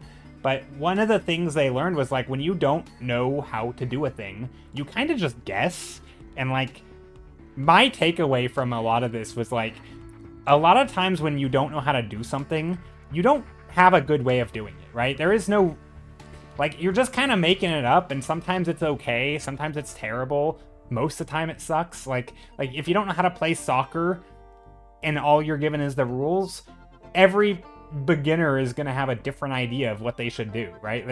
They're all gonna just like more or less suck, but some of them are just gonna try stuff, and some of them might have to unlearn what they're doing because it's just so bad, right? Like it's not foundational knowledge really, it's just their best attempt. And I kind of feel like that's like the starting point for everyone, right? That's like your first tree. You don't know how to draw trees, so you just do something. Maybe it's the way that you were shown, maybe you're just winging it. It all sucks, and it all probably has to be unlearned. And then you learn like how to build on knowledge, right? You do learn some foundational stuff, you start to build on it, and then from there, I feel like it's sort of like a, I don't know, not easy going, but for me, that's the spot you want to be in, where at least you have things you can build on, and it's not just purely like a schema without any like, it's not sophisticated at all, you know what I mean? And I think that first stage, I forgot where I was going with this. I'm already losing my train of thought. But I think that first stage when you're learning, where like you're just kind of making it up, I think it can feel like, oh, I'm really learning, right? Like I've improved, therefore what I'm doing must be right. It's like, well, you haven't really had any sort of like method to your learning, right? It's I don't know, that is tricky. At least when it comes to art, it seems really hard to get through, because like that's the stage where you just don't know, like I don't know what I'm trying to say. Maybe yeah, anyway, I'm losing my train of thought. You got to develop or learn a strategy before you can use it. Yeah, exactly. And I think a lot of times that early stage, oh yeah, well I think I was gonna go, well, I don't know where I'm gonna go with this, but anyway, back to painting. Let's try to paint some quick thumbnails. I was putting in some yellows and greens. I want to learn how to make trees and grass real. You do it in the exact same way. Actually, you know what? It's funny that you say that, because whenever I talk about painting trees, I always just ignore the person and just talk about painting grass instead. Because it's like, to me, it doesn't matter what material. I mean, different materials are obviously different, but I think a lot of things, it's the same. Like if you have the framework of how to paint certain things or just stuff in general, like it's kind of all the same. Like a rock is not that much different from grass, is not much that different from a cloud. Like yes, there are different properties of those things. Some are brighter, some are more shiny, some are more structurally sound, right? Like you have different qualities and they all have different structure, but they are kind of the same. Like for example, I mean, not counting like individual blades of grass, right? That's not what I'm talking about here. But if you're just painting things like grass, a lot of this time, or like a rock, a lot of the... Here, let's see if I can give an example of this. I mean, it kind of depends on what you're doing, right? There's lots of different ways to paint stuff, but I find that most materials, right, whether it's rocks or grass, at least if you're painting, I don't know, this is the way I like to paint these things, is basically you focus on the silhouette first. So, like, the first thing is, what is the silhouette? What's the sort of the shape or the form? You could also draw, like, the three-dimensional version of it, right? But like a lot of the biggest thing, and just like if you're, I always go in this ramble whenever we talk about like how we recognize something, like what makes grass look like grass, or what makes a rock look like a rock, or what makes your best friend look like your best friend, right? It's hard for me to go on this ramble without talking about this thing, but like a lot of times I think we have in our idea that like, oh, it's your friend's eye color, right? It's the freckle on their face. It's not, right? It's the big shapes. It's maybe it's how they sound, but maybe it's also like how they walk, because you can recognize them from across the street. And grass is kind of the same way. Like, there's a lot of detail in grass that like isn't that important. Like, even if I just do this, you can tell this is grass, right? Obviously, this is very simplified, and grass is more complex than this. But you can tell that's grass, and you don't need to paint every single strand of grass. You know what I mean? Typically, the things that you notice are the silhouette, where it breaks the form, right? This stuff here, you can't tell is grass, right? But you can tell these edges are grass, because they have the little grassy bits that stick up, and they have this kind of thing, right? They have like that stuff. And so typically when I paint things like grass, the focus is on the silhouette first. It's on the edge. And then obviously you want form. So like if you're painting a rock or grass or whatever. Here, let's make some of this green. Sorry, I don't know why, but I just got so like, my brain just started jumping around, and I'm like, I'm going all over the place. But typically for grass, something like, honestly, if you're just painting a bunch of grass, something as simple as this can go a really long way. I mean, I think adding in some light and shadow helps also, like adding in patches of bright in here. You know, maybe you get some brightness. And then that grass is gonna have, but again, where do I put the little strands? You break the silhouette. So it's where that bright crosses into darkness, or where the darkness crosses into the brightness, right? It's these little parts. And then otherwise, you're just painting the shapes in perspective and stuff. But again, the same thing with like a rock or whatever. Sometimes you still need the form. So like for a rock, maybe you need the forms. So maybe you have some light. But really, you're not gonna go in like with the... I think the thing that people struggle with, at least I struggle with, the thing I struggle with, or have struggled with, a lot of times I think it's the... Like, I think there's this tendency to, like, I want to put texture in here, right? Like, I want to add the cracks right here. But, like, to me, this kind of thing, the edges, the shapes, and, like, if you have, like, a plane change, then maybe you can add a crack or, like, add some darkness. But a lot of times, I think people end up focusing too much on, like, this stuff, right?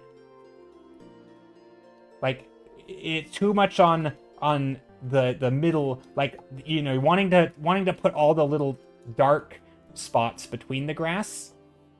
And then they want to paint every strand of grass in here, right? That's just, like, at some point that becomes way too much, and I mean, you can texture grass that way, right? And I think it can look nice. But I think this is what gets people really, like, it makes environments seem really scary because they want to draw every blade of grass. But, like, you don't need that. That's not how you don't look at every blade of grass. You look at grass because it's, like, a big, consistent shape, and maybe... And there's, a few distinguishing features that pop out as like, oh, that's grass, right? But like, so like this stuff to me is not necessary. I don't like that stuff typically. I mean, obviously you can do that if that's the level of detail you want to go, but I just don't find it necessary or even appealing most of the time.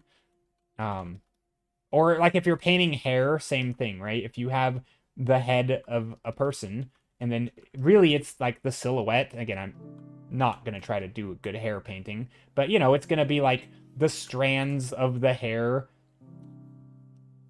But really, it's like a form. Whoops. It's a form. It's a sphere. Maybe you have some shapes in there.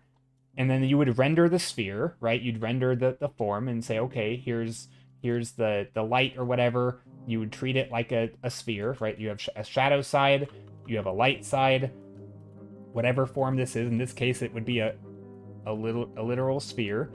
And then it's around the edges that's going to make it look like hair. And if you want to do spurious strands, do that on the silhouettes, right? Break those strands like this. Again, I don't know how. Or, you know, maybe you want some, you know, if you have a shadow here and a light here, maybe you want some strands crossing in front from light to dark, right?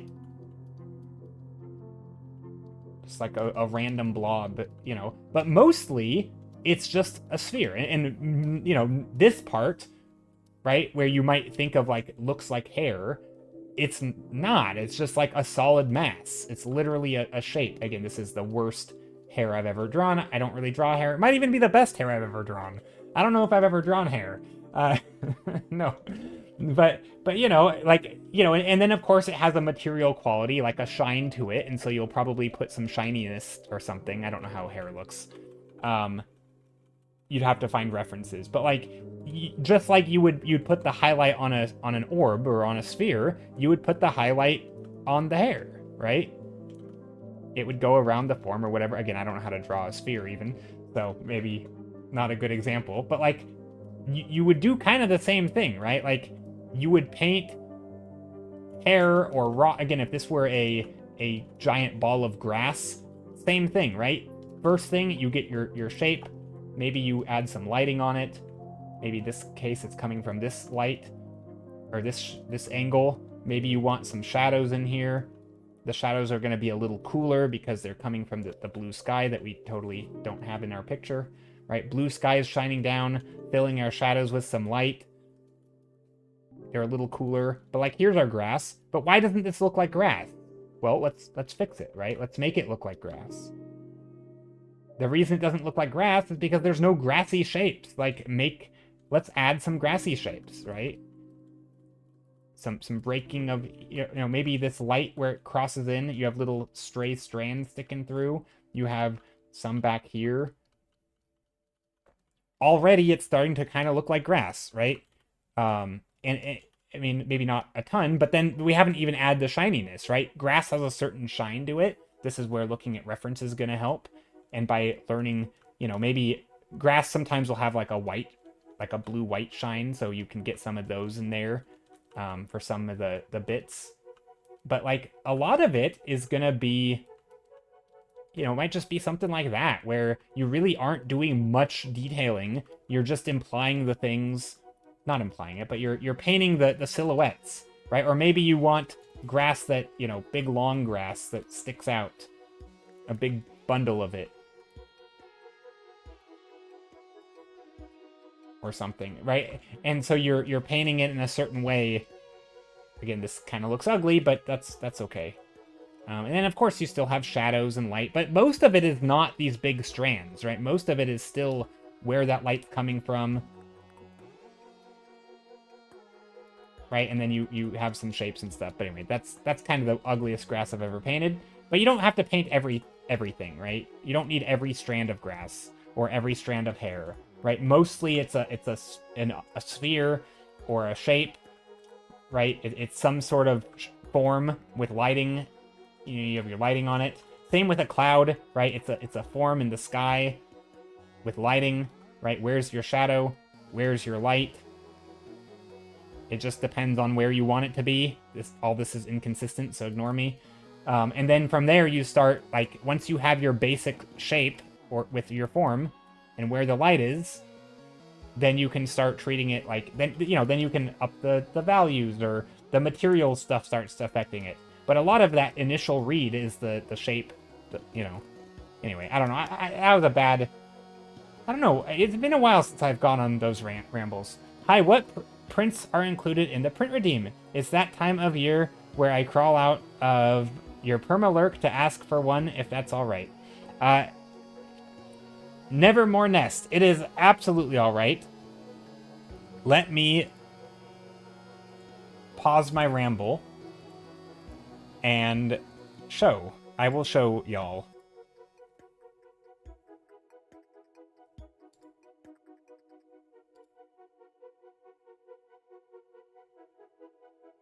Oh, hold on. I was reading a Discord DM. Okay, okay, let's see. Thumbnail print redeem. So in Discord, in the cord, if you go into Discord, there will, let me do this. You're a peach, thanksies? Yeah, no worries. Discord. I'll put the link on the YouTubes as well. There's the Discord link. Hopefully that link still works. But in Discord, there's a channel called Print Redeem. I can't speak. Print Redemption with channel points. You may have to unlock the channel with by clicking an emoji. So when you first join the Discord for the very first time, you'll have to go to the welcome page and click this. But once you've done that, you should open up all of the channels, and then you can see them. So you don't have to, like, there's no payment or anything. You just have to literally click an emoji, and then you should be able to see this channel. And once the channel's there, these are the prints that are actually these. I don't even know if this is the fully updated version. It's not. This is not the fully updated version. It's kind of updated, like, but no, there's a couple others. No, this is pretty up to date. This is pretty up to date. It's not super up to date, but kinda. But anyway, these are the prints. Let me know which ones you want, or which one, or ones, depending on how many channel points you have to redeem. And then, as far as how to get them, there is a Google Doc here. It's a Google form. You can click on it. It will take you to a page. I should probably have double-checked that this is not gonna leak info. No, it's not. Then you just fill it out. Let me know where you want it to send. Also, why does it look like this? I don't know. It's like the colors are inverted. Anyway, but yeah, you just click the form, or there's an exclamation mark form in Discord. I'll write the answer. That'll work. Yep, you can let me know which one you want in the form. The form is also here, and then I'll send it to you. Yep. But yeah, these are the prints that I do. There is a chain, like this one says out of stock. I am out of stock of this one, I think. I don't actually know if these are all of them. If there is one, like on my Instagram, for example, if you really want to, like, put in the effort, you're welcome to look through Instagram, and if there's a painting there that you like, you're welcome to ask me. So, for example, I think I have this one as well. So this print I have, the Potion Cat, and I don't think I've put it here yet. So there are a few prints that are available that are like secret prints, because I just haven't uploaded them anywhere. I think this one maybe. I think that's it. Technically a Christmas card. If you want a Christmas card, you can redeem that. It's a little late, but, you know, maybe for next year. Let's see, what else? Yeah, technically any of the Christmas cards, I still have this from the year before. But yeah, let me know in the form which one. That way when I go to send it out, I will see it. But yeah, Potion Cat it is. That'll be great. And if by any chance I lied to you and I don't have one, I will like let you know. I will track you down. No, that's not a threat. I will hunt you down. No, I will. It's like the Taken thing. But no, I'll DM you or something if I, for whatever reason, like, because sometimes people ask for one and I didn't have very good record keeping, especially with, like, I gave some prints away around Christmas, and so I don't always know the exact number of prints I have. So sometimes I've ran out and people will redeem one, and so I'll have to like be like, oh, by the way, I don't have it, and so here's your options. Generally, the options are you can either pick a different print or you can wait a month or so before I order more. That's typically the two options.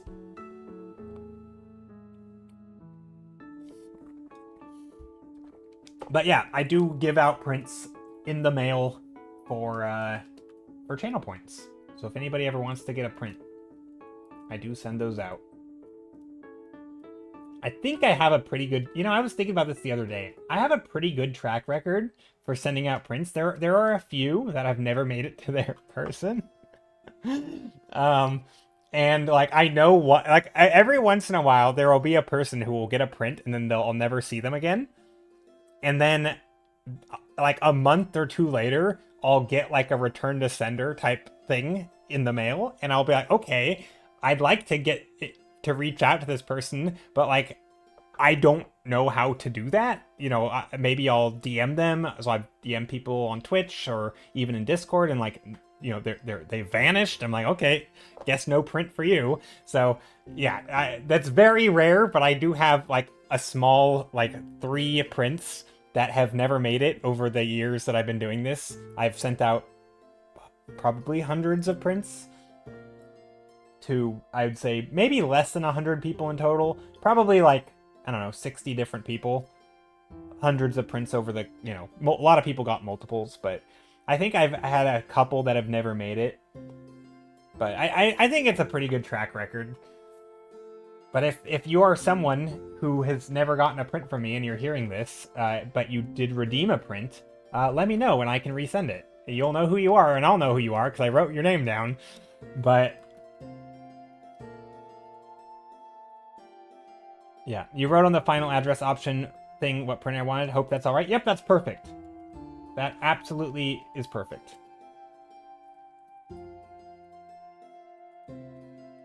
That is the way to do it. You know what? Let's add a very, very snaking river. I don't know what this is.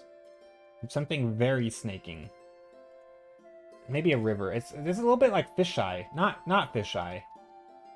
What's the what do you call that? Where it bends like this. I guess it is fisheye. Although typically I think of fisheye like around the center. But this is just like bulging in the middle, I guess. A little bit fisheye-y. Fisheye-y? Fishy. Fishy. No, it's, yeah, anyway. I just realized, never mind. Okay. Sorry if I'm accidentally calling people out of lurk. Didn't mean that. But yeah, it has a bit of a warped perspective, which is kind of fun. I don't typically paint in warped perspective. At all.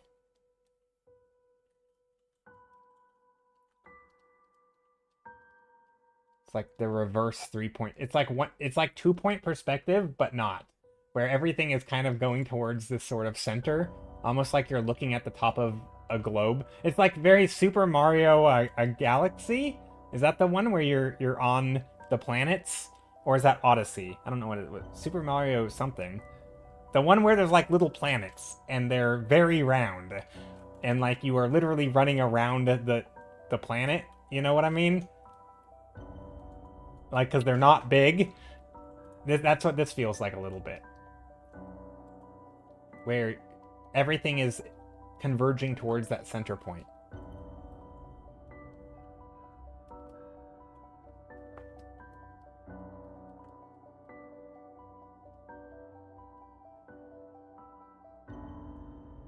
Keep up the excellent work, Joe. Back to being a hermit? Yeah, no worries. Thank you for your hermitage. That's not a word. You're lurking. Thank you for your lurking. I appreciate it.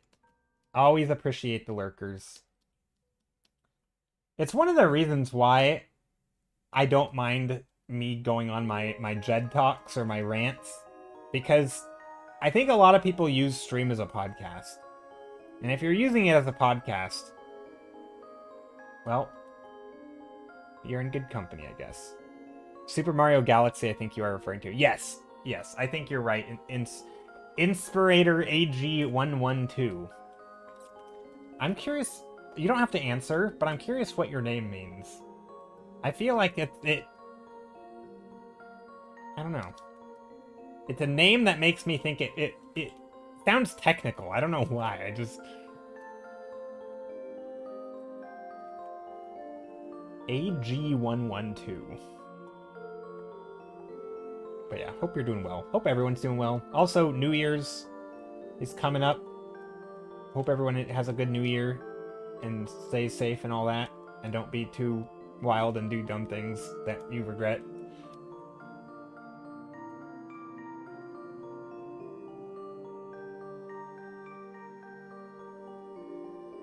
Does anyone have any New Year's resolutions? Or New Year's resolutions specifically for art?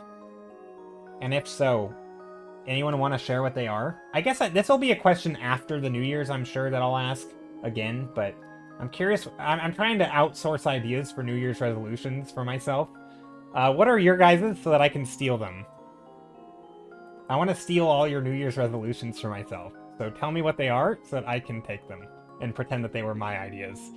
Finish 6 oil paintings. I like it. Writing that one down. Though sadly I must run off and get some things done now. Alright, take care, Casey. Thanks for being here. Thank you so much for the raid and bringing your community in. I always appreciate it. And also, yeah, a while back me and Casey did a stream together thing. That was fun, and I hope that we do it again in the new year. That's my New Year's resolution, is be a guest on Casey's stream again, or have her be a guest on my stream. Technically, we were guests on each other's stream, so it's the same thing, but I sound more fancy when I'm a guest on her stream because, yeah, her stream's fancy like that.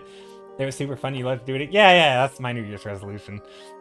One of yours is that you're planning on trying more traditional media. That's a good one. Gouache over here. Okay, Fish is doing gouache. Gouache New Year's resolution. Nice. You know, gouache, yeah. Gouache is cool.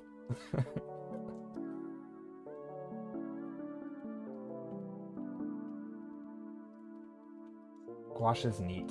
I've never used gouache. I would like to do more traditional media too. You know, the oil painting thing might be... You might be onto something there with the oil paintings. Really just more traditional... I think Casey has it right with the more traditional media just in general. Like, it doesn't even matter which one. Just more, like, physical art. I don't know. It's definitely an area that I've neglected over the years. And still do to this day. Maybe that's what I'll do tomorrow on my birthday. No birthday stream tomorrow. I don't think so. Yeah, no birthday stream tomorrow. Should I? No. I mean, I should. Gosh, I don't know. I still don't know if I know I'm, like, sound like I'm whining. I don't know if I should do a birthday stream. I feel like oh gosh, I'm so on the fence. Part of me wants to and part of me doesn't want to. Or part of me thinks I will not want to tomorrow, and then I'm gonna feel like I have to because I said I'm going to. I sound like a complete child to myself. I don't want to, but also I do. What do I do? Someone make choices for me. Do what you feel like. That's the problem. I don't know what I want to do. I'm completely indecisive.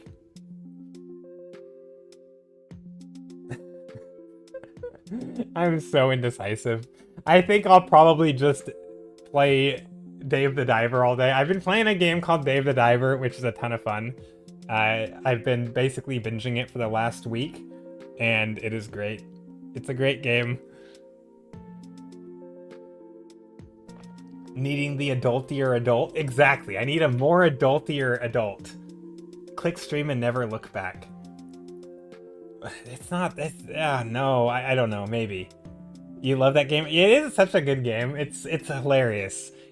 So for those who don't know, the game Dave the Diver is kind of... It has a lot of mechanics that resemble like a Stardew Valley type game. So it has some like... There's sort of a cycle of like collect resources and then you use those resources to turn into, in this case, food. You run a sushi bar at night and you sell stuff. And then there's some like real-time events. There's some like kind of boss fighty mechanics, kind of like in Stardew. There's there's the caves. I think that the combat is a little more, it's a little bit more important, I think, than in Stardew, whereas you can more or less play Stardew without ever doing combat. But yeah, it's very, it's hilarious. The tone is so different. So a lot of those farming sim games are very, what do you call it, like cozy. Dave the Diver is just funny. It's great. It does not take itself seriously. What's the most artistic game you guys have ever encountered? Oh gosh, I don't even know what that means. sorry, Mean Machine Rex. I don't know what that means. Like, a lot of games, like, I mean, I think it depends. If you're talking, like, aesthetics, like, with, like, really cool style or something, I mean, there's a lot of them. There's a lot of really cool stylistic games.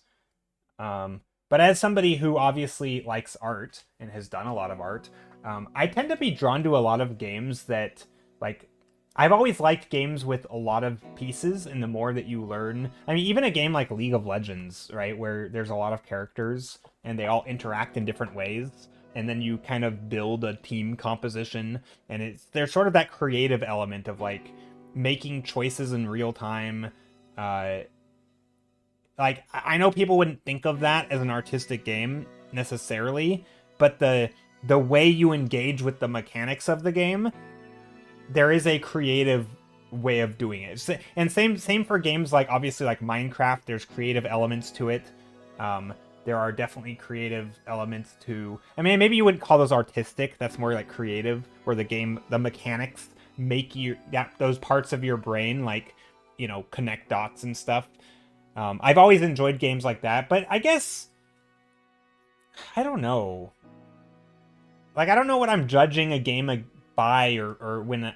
You know, yeah, I've heard of people say Gris is really gorgeous. I've seen screenshots of it. Super gorgeous game. Like, there's definitely some really cool stylized games. But I also like games where...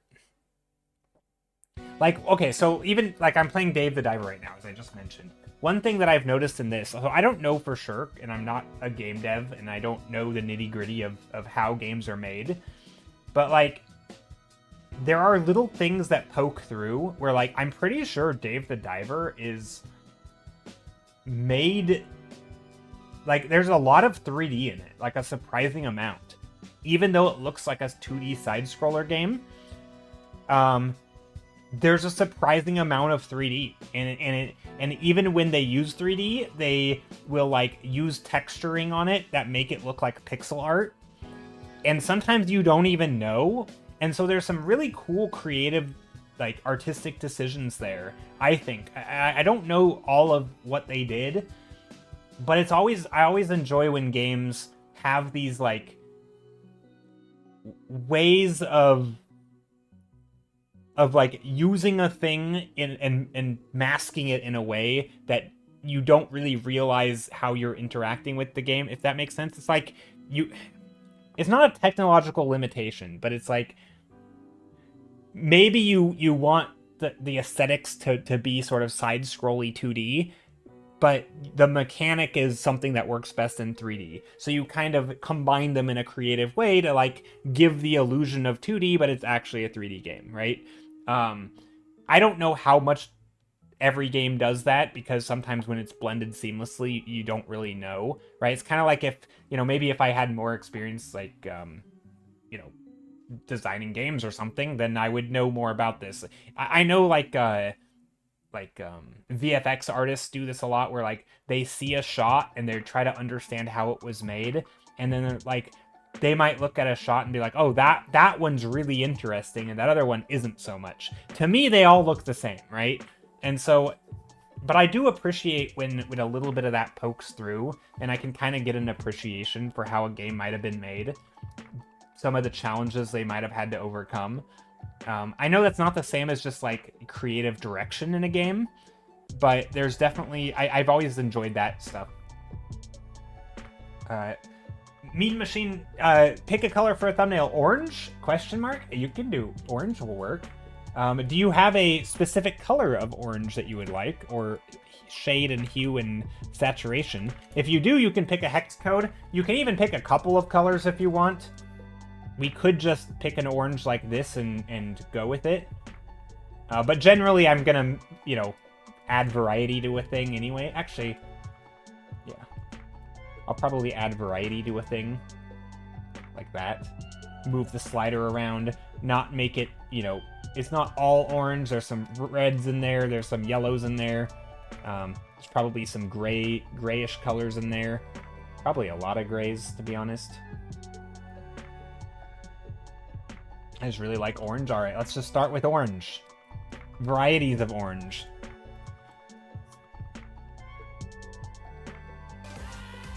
Ah, we're getting a raid by Ronald P. Maxwell. Welcome, Raiders. How are you? Hope you're doing well. I realize I keep looking over here, but really, I should be looking at the camera. I don't know. I'm still don't know how to make eye contact with my own webcam.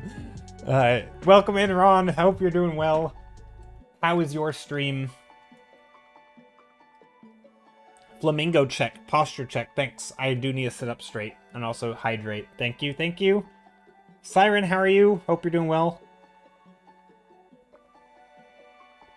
Crack 3D Fox Studio says, want to play the most inaccurate medieval graveyard management game with zombies, vampires, soul alchemy, and even run your own tavern with a talking skull. So wait, what did you say the game was? So I haven't played I don't typically play a lot of different games, but you said, do you know Graveyard Keeper? I don't. I don't know that game.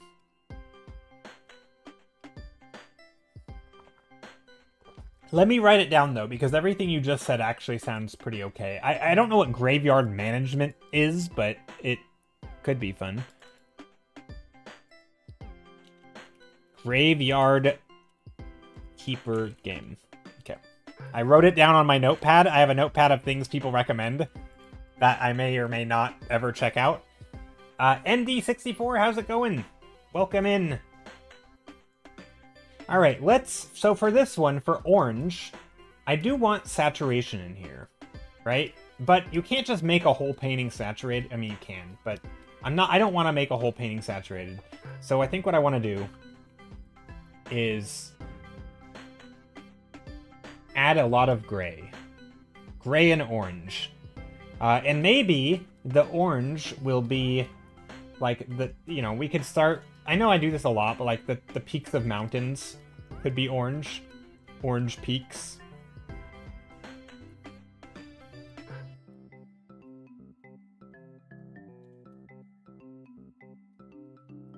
I'm trying to keep it kind of orangey, but I'm also trying to add other color. I want to have some of the orange poking through.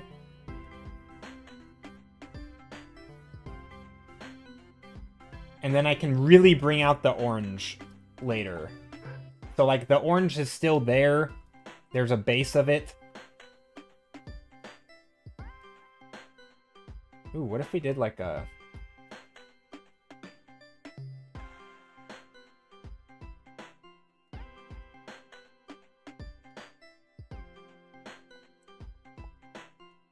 something, hold on, I'm getting ideas percolating in my brain. It's Stardew Valley for sarcastic goths. Gotcha. Yeah, I do enjoy those kinds of games. Yeah, I do. There's a lot of them nowadays, though. But yeah, I'm still on Day of the Diver. I don't know when I'll switch to a different game. I tend to go in cycles, and a lot of those cycles include games that I've already played. So, like, I will probably always return back to, like, Path of Exile, and I'll always return back to Minecraft, and yeah. But right now, it's a Dave the Diver kick. That's kind of what I've been playing. Definitely recommend it.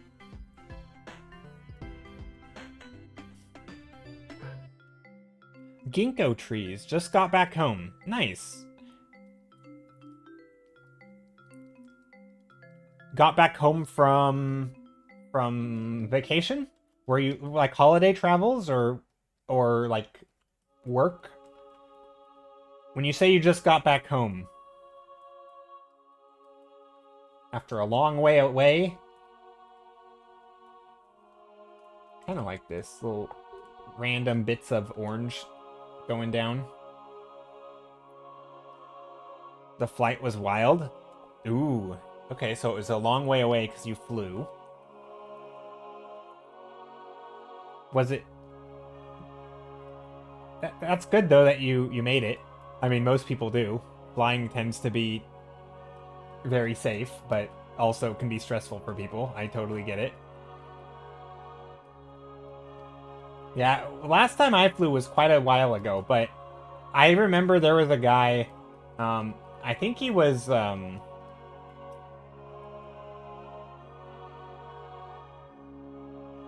I'm not going to tell this story, not yet, until I can remember the right details.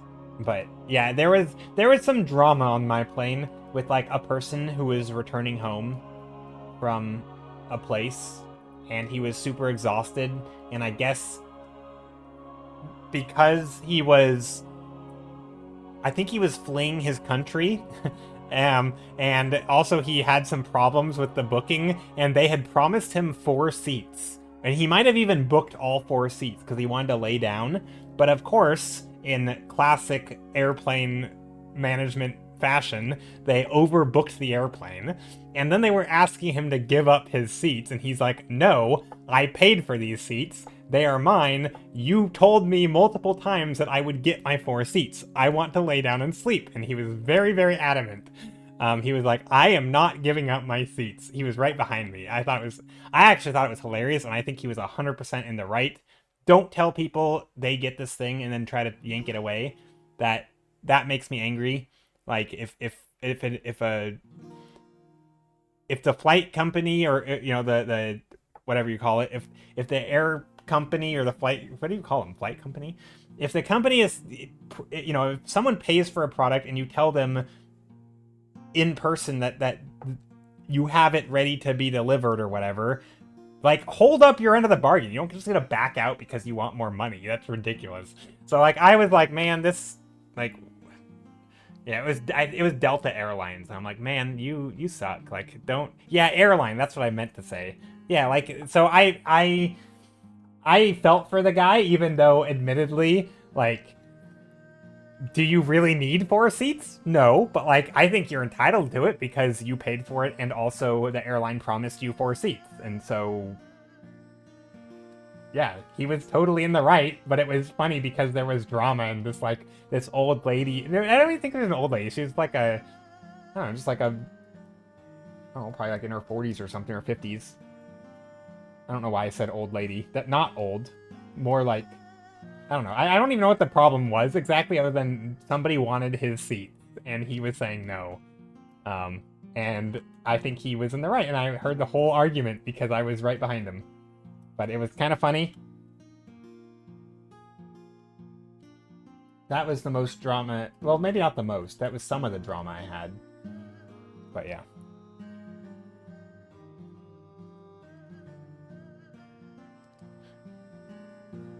Nevermorness says, Ron, hello, hope you're doing well. Yeah, ginkgo trees super fitting. We had to get rerouted because landing was so bad. Wait, ginkgo trees are orange. Wait, what? Are ginkgos orange? What do you said ginkgo trees are fitting for what I'm working on? I didn't know they're orange. I guess they can get orange, right? Okay, in like the fall. That makes sense. That would make sense. Yeah. They are deciduous after all. Okay. But no, I don't think I'm gonna paint ginkgo trees. I'm just painting, I don't know what I'm painting. Like, orange ice? Is that a thing?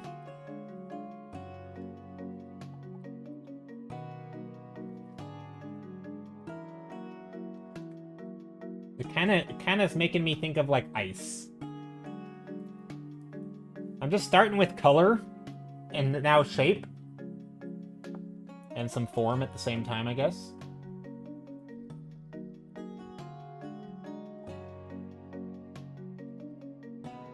Kind of probably weren't expecting this when you asked for an orange painting. I mean, I don't even know what it is yet, so you definitely weren't expecting it. You couldn't have been expecting it.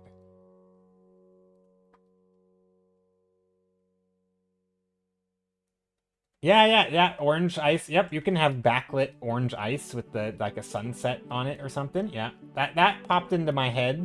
I don't know if that's the route I want to go. I am not convinced it is. Maybe we'll get a little bit of blue in here for the sky. Blue and orange is always a nice combo, so putting a teeny tiny bit of bluish in there could be nice. I mean, we already have like a bluish looking color. Maybe where it gets really, really dark. Like in this deep occluded area. We can put some orange in here.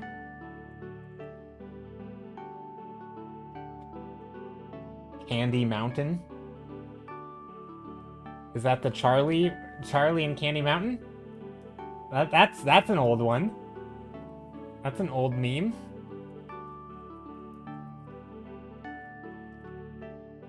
Been a while since I've thought about that one.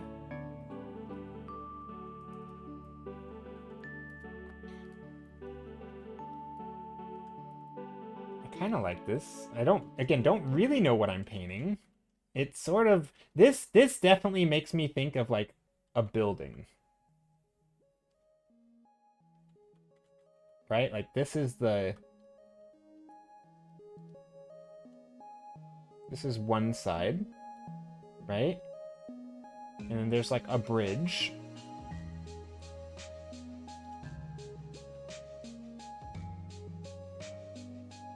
And then there's like this part, which we see underneath.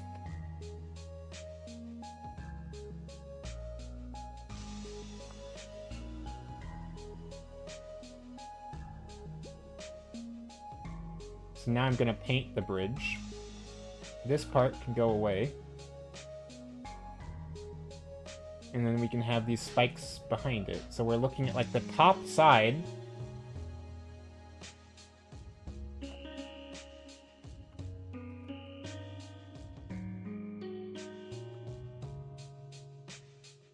And the underside of this.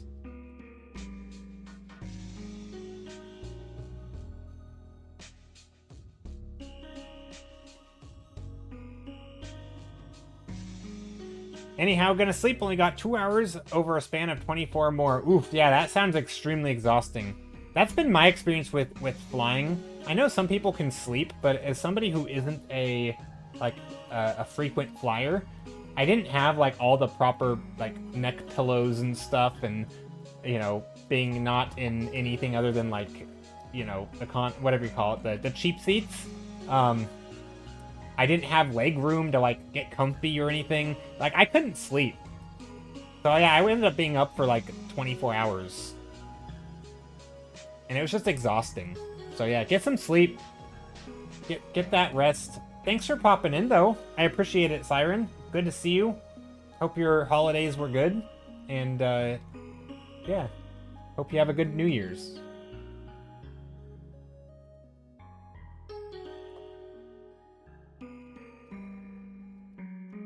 Yeah, like an orange ice castle.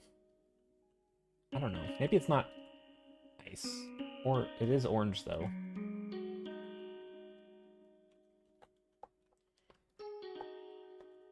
Do we put big jagged ice this way? No, that's not the right angle. Is this a thing that I can pull off?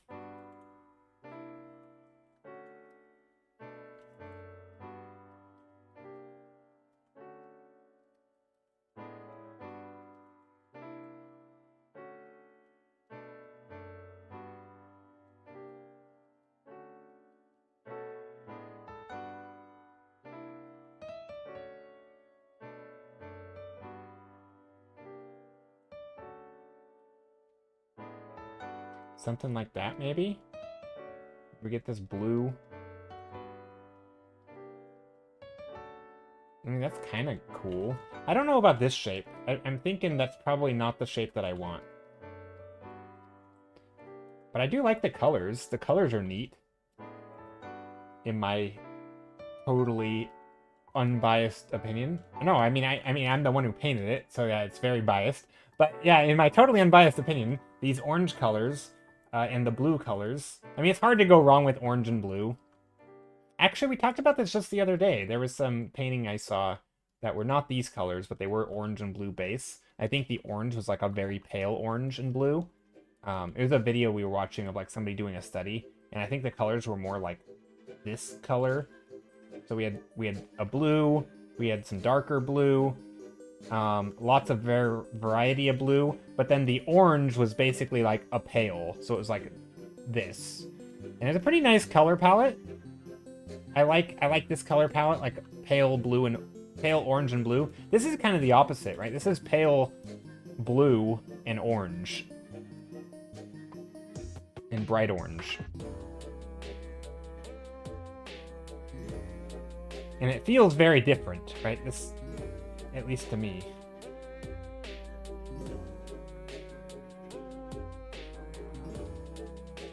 Now the question is, what am I doing here? So what I'm thinking is this...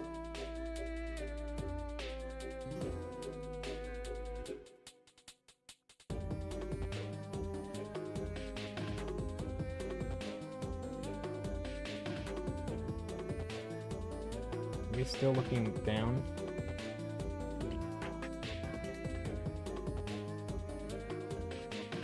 I don't know. I don't even know my own perspective in this.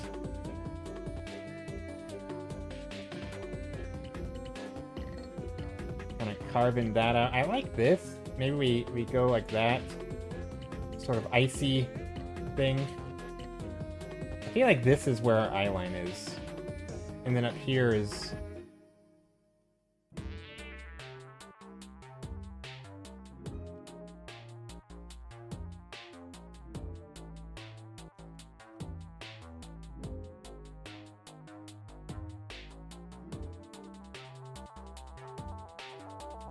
I don't know, something like that, maybe? Kind of trying to sketch in some perspective-y stuff. I don't know... Again, our eye line's kind of here. We don't need a literal line, but it does help if you establish some sort of eye line.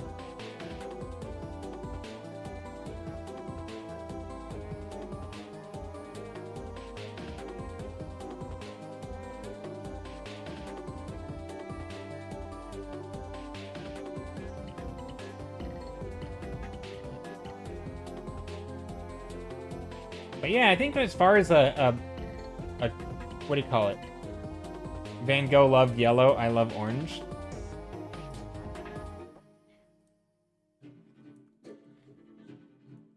Yeah, I don't think I have a favorite color. I just like the interaction of colors. Like, I like the subtle grays and how, you know, like a color like this. I like this effect, right? I love how this color right here, this greenish color, looks green, but it's not green. It's a blue, right? I love that interaction of like a gray color looking like another color, and sort of that relativity of like how that same blue in this scene, right? The exact same blue, well, not the exact same. The same blue in this scene feels fairly blue, but over here it feels fairly green, right? I've always liked that. You know, also if we put a color in here, like that might feel a little green. Actually, that's pretty blue, but yeah, you get the idea. And so I like that. I like, you know, just how the subtle grays and the warms and cools of different... Yeah, the subtle warm and cools grays, how they interact with other colors.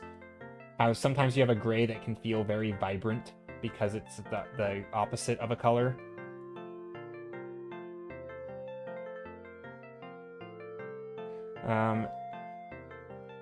Raygiana says, I definitely admire how your brain doesn't get stuck in preconceptions about what is real all the time. What's your trick? For example, you said orange mountaintops, and my brain was stuck for a minute. Well, I think with like orange and mountaintops, it didn't.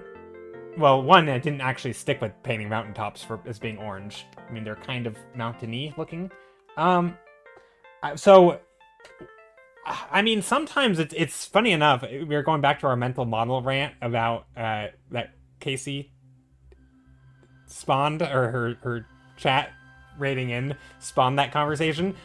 There are orange rocks. There are absolutely orange. You know, if you follow like so I follow like there's a couple geology podcasts, and the geology subreddit's really fun. People like to post their geology related questions, and people try to answer them. But yeah, there's absolutely orange rocks, and so it's not that far off of like what could exist, right? But even then, because like that's kind of where my head went in some ways, is like things that I've actually seen or painted before. But even then, like, I mean, sometimes I have like I don't know, not like a formula, but like sometimes, you know how sometimes when people want to be creative, and there's air quotes there, be creative, whatever you want to call it, right? And sometimes people have little tricks, right? Sometimes you take two unrelated things and smash them together, right? It's almost like, I don't know what to do, let's just do this. One of the ways is just like, do the opposite, right? Say you have blue and you're like, I want to paint water. What if I made a blue desert instead? Right? It's like a little creative, like, take the thing and just flip it. You know, subvert the expectations, right? It's like, do the thing that is opposite of what you think it might be. You know, or like if you find that you're saying, oh, let's make a blue sky. What if this wasn't the sky? What if this was the ground? Or what if I made, you know, oh, pink is the flowers. What if this was the stems? You know, what if the flower was a different color, but you had bright pink stems? That could be interesting. So some of it comes from like having little, again, I don't want to call them tricks, but just ways you can fall back on if you kind of get stuck in a rut. Sometimes they're questions. Sometimes they're art-related questions, like you know, there's mood type things, like, you know, if we were talking last stream where, like, you know, sometimes if you have a red flashing light, you know, you might think, oh, that means danger. But what if you're like, I want to paint a scene that's super bright red, that means that it's very calm, right? That's a challenge. That's an art, you know, that's a challenge to do, but like, that's a fun place to start because it forces you to solve that creative problem. So I think, you know, where does it come from? I mean, I think sometimes they come from like those ways of thinking that are, you can sort of, like, again, like the smashing two things together. It's not like you don't have to, you could just pick them randomly and smash them together, but like, where does that initial idea of like, oh, let's stick two things unrelated together? I mean, that's just experience of like finding ways to, like, you know, it's a pattern, I guess. I don't know. I think that's what, that's not even a good answer, but sorry if that's the best I can do. Does that come from observation and color theory awareness?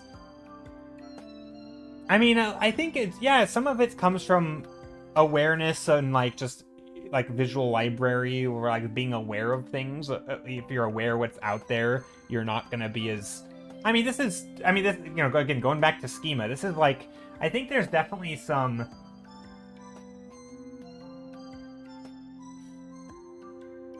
I mean, if I said something that's gonna sound stupid to you because you are an architect, so if I said something like, oh, it's brick, of course it's red, you might look at me and like, really? Like, not all bricks are red, right? Because you know, you probably are aware of other kinds of building materials, right? That I may not be. And so, yeah, some of it's just like lived experience, your knowledge in a thing that is tangentially related, and like your visual library when it comes to styles of architecture and how things are. Not every building has a pointy roof, right? You know, your schema for buildings are probably go beyond, this is what a house looks like, right? Your knowledge of a house is going to be much more advanced than this, right? Somebody might look at something you draw and be like, how did you decide to make a roof that has this shape on it? Like, what an interesting roof shape, Also, water might get trapped, but maybe that's the point, like, or maybe it's something like, let's go back. Like, how did you decide to make a roof this shape? Well, because you're aware that you can do that, right? Like, you have experience with people who have broken those norms enough that like, your worldview has expanded beyond this simple model, right? I think so for some things, like maybe rocks and trees, I feel like I have some knowledge in, because that's a thing I have looked at a lot. But also sometimes it's not even that. Sometimes it's literally just taking a thing that you know to be true, like trees tend to be orange, yellow, green, and shades of all of those, right? Brown or no leaves. But what if you made a purple tree? Again, not because experience tells me you can, but because I think it would be cool to make a purple tree, right? Like, I just want to intentionally do something different than the norm. So sometimes it's based on reality, sometimes it's intentionally doing something different. And sometimes there's probably other things that, like, go-to methods. Like, what if I made a tree not just purple, but shaped like a banana? A banana tree, perhaps. It's literally going to be shaped like this. How did I think of that shape? Because in this case, I took something that's yellow, because I just said the color yellow. I thought of something that's not a tree, and then I said, what if you made a tree that was... I was going to say a fish, but I already used that example today. But, like, what if you made a tree that was shaped like a fish, or a dog, or a cat, or a banana, right? Why not? Like you can do that. That's just taking two things, combining them. And so there's a lot of ways to, like, mix it up. I think also, and this is something that's probably field specific, so like character artists probably do certain things, like asking the important questions. Hey, Lemon Cat, how's it going? Like character artists will probably ask a lot of, like, who is this person? What is their history? Where do they come from? Where do they go? Cotton Eye Joe. I know. All those things, like, who, what, where, when, why, how, that kind of thing. Like asking story-related questions. So if you get stuck in your environment, ask, who lives there? What do they use it for? Why might this person be traveling here, right? All those things. So there's definitely, like, writing tips, I guess, like, again, the who, what, where, when, why, how. Those are things that people, like, those are, like, classic ways to sort of flesh out an idea, right? So sometimes you just say, I want to paint a tree, and then I say, okay, where is the tree existing? I don't know. The desert, right? Okay. How might this tree have a bunch of leaves in the desert? Ooh, maybe I gotta design some system that is, some sci-fi contraption that's taking water in, and, like, that's, like, there's a lot of world building and design that comes from just asking those questions, right? If you ask the right questions. So again, sometimes it's your knowledge of the world, sometimes it's you intentionally doing something different, just flipping a thing on its head. Sometimes it's combining unrelated things. Sometimes it's just asking a question that leads to an answer. Like, for example, I'm reading the book Project Hail Mary right now. I know I just went off somewhere else right now. But I'm reading the book Project Hail Mary, and I think that's how that author basically writes. He writes a problem and then tries to solve it in a reasonable scientific way, right? And sometimes the answer might surprise you, right? Like, you don't always know where it's gonna lead. Also, hold on. Let me just skip this song. Okay, there we go. But yeah, a lot of times, like, if you start with two unrelated things, like a tree with, full big bushy green tree in the middle of the desert, right? Like how would that work? How might it be the case that this exists? Imagine you stumbled across that. That's going to give rise to a whole bunch of world building ideas that maybe you hadn't thought of. Maybe you're thinking of different biology of the roots that didn't exist before now today, and that you're going to be the designer and you're going to figure out how that might have happened, right? And so you get to invent that solution, right? That's a design solution. And so a lot of, I mean, this isn't something I do as much as I would like, but a lot of times when you design impossible things, you have to be the scientist who figures out how that impossible thing could work. And just, again, it's not a creative, it's not just like the randomly taking things that exist. Sometimes you are quite literally like, you have to like theorize how it could, and you're kind of using logic and reasoning. You're not trying to, it's not just pulling out of thin air. You're asking real logical questions, right? Like, or another example would be like, imagine you, like a clown, you know, like the clown car type example. You know, you have 20 people crammed into a tiny little box, and maybe you say, how is that possible? And maybe one of your solutions is, what if it was bigger on the inside, right? That's weird. Doesn't make a lot of sense, but like, you could run with that, right? You could use that as like, that's one possible solution. Maybe the people shrink when they go inside, and everything is just really, really tiny. There's another solution, right? Like, how might you fit all these people in this tiny little room? I don't know, but like, that's the problem, and that's kind of the fun of designing it, you know? And so yeah, I think a lot of stuff, I don't know.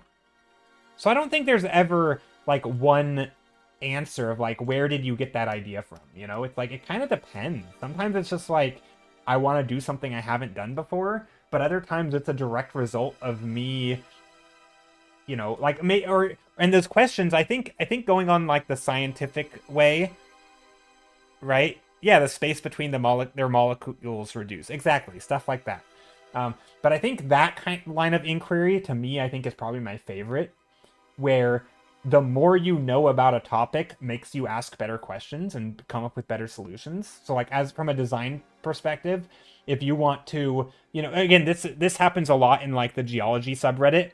Someone will say like, here is this really weird structure that I found in the rocks. How did it happen, right? To me, I have no idea, right? My newbie brain, who doesn't know crap about geology, or at least not very much, is like, I don't know. But then you start reading the comments and people start speculating, and you're like, oh, like, these are all possible ideas and possible solutions. And if you're designing, you could illustrate those hypothetical solutions, even if they're not right, that sort of give rise to the thing you're looking at. And so sometimes you can start with like a weird oddity, and then you can sort of work backwards and like come up with the story that tells the thing. And then, you know, someone might say, oh, that story sounds so unbelievable, or oh, it's so fantastical and amazing. Like, where do you get your inspiration? You're like, I just asked questions and like came up with random ideas that might have been stupid, you know? Anyway, I love that way of thinking, because that sort of goes in line with the, like, the more you learn about the world, the better you become at art, right? That's kind of one of the things that I love art for, is you, literally anything you learn. You might learn something about geology or biology or botany, or, I don't know, your neighbor's quirky facial expressions, right? It doesn't matter what it is. The more you learn, you know, it could be a random career that you've never heard of. If you learn about it, you can use that in your problem solving, right? You can use it as a solution. You can use it as a vehicle to get to a solution. You can use it as a jumping off point. It might just be a little tiny detail that you use in one, you know, little mark that you make in your painting, because now you know that this material under this condition is just a little bit shinier, or it changes color just a little bit, right? Like, you never really know when that stuff's going to be useful. And that's what makes it all that more exciting to me. So like, I find that anything can be exciting, because you never know when you're going to use it. It could be useful. I mean, it might also never be useful, right? That's the thing with like learning about stuff. Like, not all scientific discoveries are guaranteed to be useful, but they're interesting, and you never know where it'll lead, right? It always bothered me a little bit. Sorry, this is another tangent on a tangent on a tangent. It always bothered me a little bit when people are like, you know, why are we spending all this money to go to space? Or why are we spending all... It's like, we don't know. Like, that's the whole point, right? Like, that you don't know where it's going to lead. It might lead to you inventing Wi-Fi. It might lead to you coming up with some new material that has to survive the heat or the radiation or whatever. Like, you don't know where it's going to lead until you run into those problems or until you make new discoveries that can lead you to new discoveries, and then that will spark something. It might not be useful, right? It might just be curiosity. Like, that's what's cool. And I don't know, that to me can lead to so many good ideas. So a lot of times it's just like learning. It's like go out and like watch a video on something, read a book, you know, get ideas. I don't know.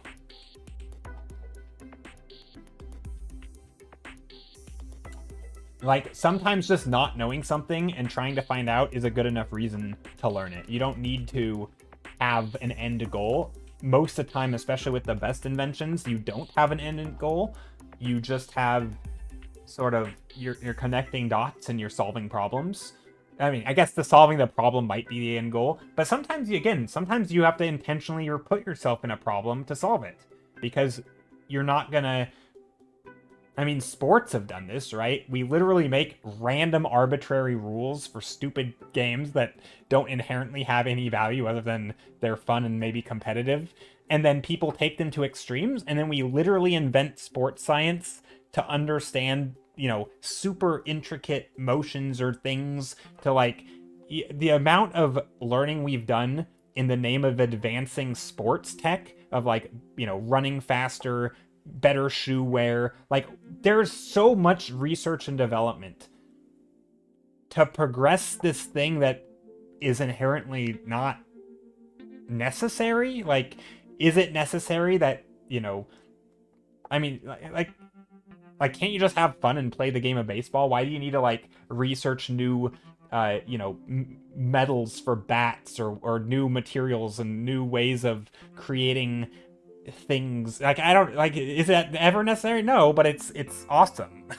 It's cool that people do it because they're curious, they care about something, and sometimes that's all that matters. Anyway, someone said you love sorry, Lemon Cat said, what's going on, Joe? Hope everything is good. Hope you are teaching chat. I don't know if I'm teaching chat. I'm just rambling. If anyone's getting anything from it, that's great. Ray Chiana says, love Project Hail Mary. Great mention. Yeah, it's that entire book is like, you know, you basically, you know, Guy is in a situation that has never been before, and then what might happen. And as these crazy things happen, you have to solve problems that you've never thought of. And that's like, that's the whole book, is like solving weird problems and trying not to die in the process. And it's just, it goes from there. And like, yeah, I think that's, yeah, it's fun. And it's, Casey mentions this a lot too. I like how she rated me like an hour ago or more, and I'm still randomly talking about her. Her stream's great, by the way. Go follow Casey Snow. I haven't actually given her a shout out yet, so I'll do that right now.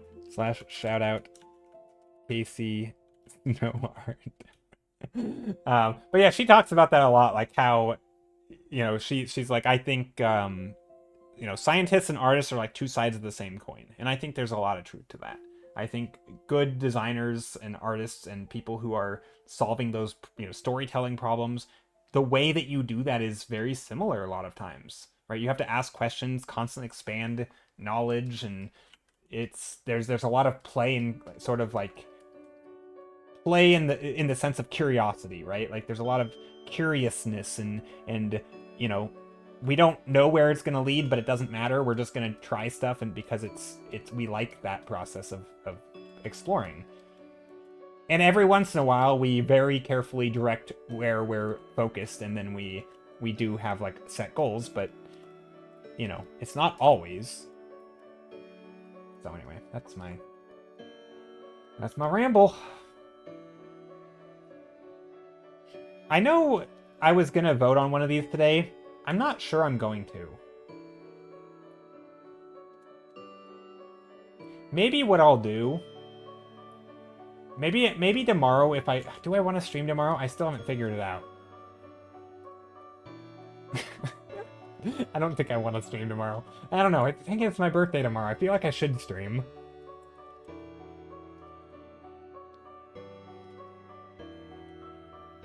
Huge ramble. Yeah, I mean, rambles are great. But yeah. Yeah, it's good to see you again, Lemon Cat. I feel like it's been a while. I zoomed out looking at my phone until you stopped. That's funny. Happy birthday, then. Don't say if you're gonna do it. That way, if you do, cool. Well, I don't know. So, maybe this is just like the streamer in me. I don't like to be spontaneous. I like the viewers to like know ahead of time because, you know, people have lives and not everybody wants to like, I don't know. Like if somebody hypothetically wanted to be here for whatever reason, I don't know why people want to be here, but if you wanted to be here, I'd like you to have the option of being aware of it ahead of time. I just think it's like, to me, it feels like a thing. I like it when other streamers do it. I like to know when people are going to stream. I don't like to be spontaneous in that way. I know it's not a big deal, but I mean, it kind of is. I mean, this is literally one of like, you know, if you're a new streamer, it's one of the like the major #1 advice people give typically is like be consistent.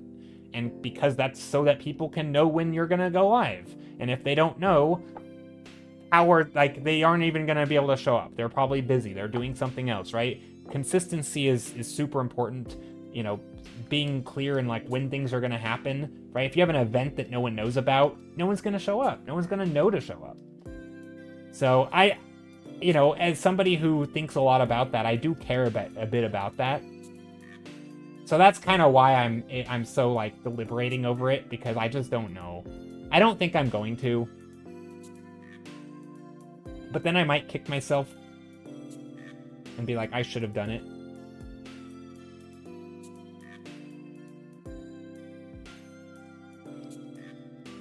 But yeah, you're right. Maybe I should just go with it and not worry about it. Figure it out tomorrow. No, nope. I am not streaming tomorrow. I am going to have my birthday stream on the 1st. So Thursday. Thursday will be my birthday stream. The day after my birthday. Technically 2 days after. But that's my birthday stream. And I think what I'm going to do... I don't know if I'll have anything... It's not really, but just another stream. But... yeah, decision made. That's... And the reason I'm going to do that is, one, because it's a normal stream day for me. And also, I think I'm really liking these thumbnails. But I'm also really tired today. Tomorrow's your birthday? Yeah, tomorrow's my birthday. Happy birthday, thanks. So I'm really liking these thumbnails, but I'm a little too tired, I think, to work on them today. So what I'm going to do is maybe I'll just work on one of them on my birthday. And then I can take it slow. I can ramble. We can maybe do something else. I don't know. We'll figure it out. And then maybe I'll turn it into a print. So maybe I'll do like, I'll try to make an entire painting. Or I'll try to finish it or something. I don't know. Something like that. That could be kind of fun. I mean, it's not super unique or anything, but...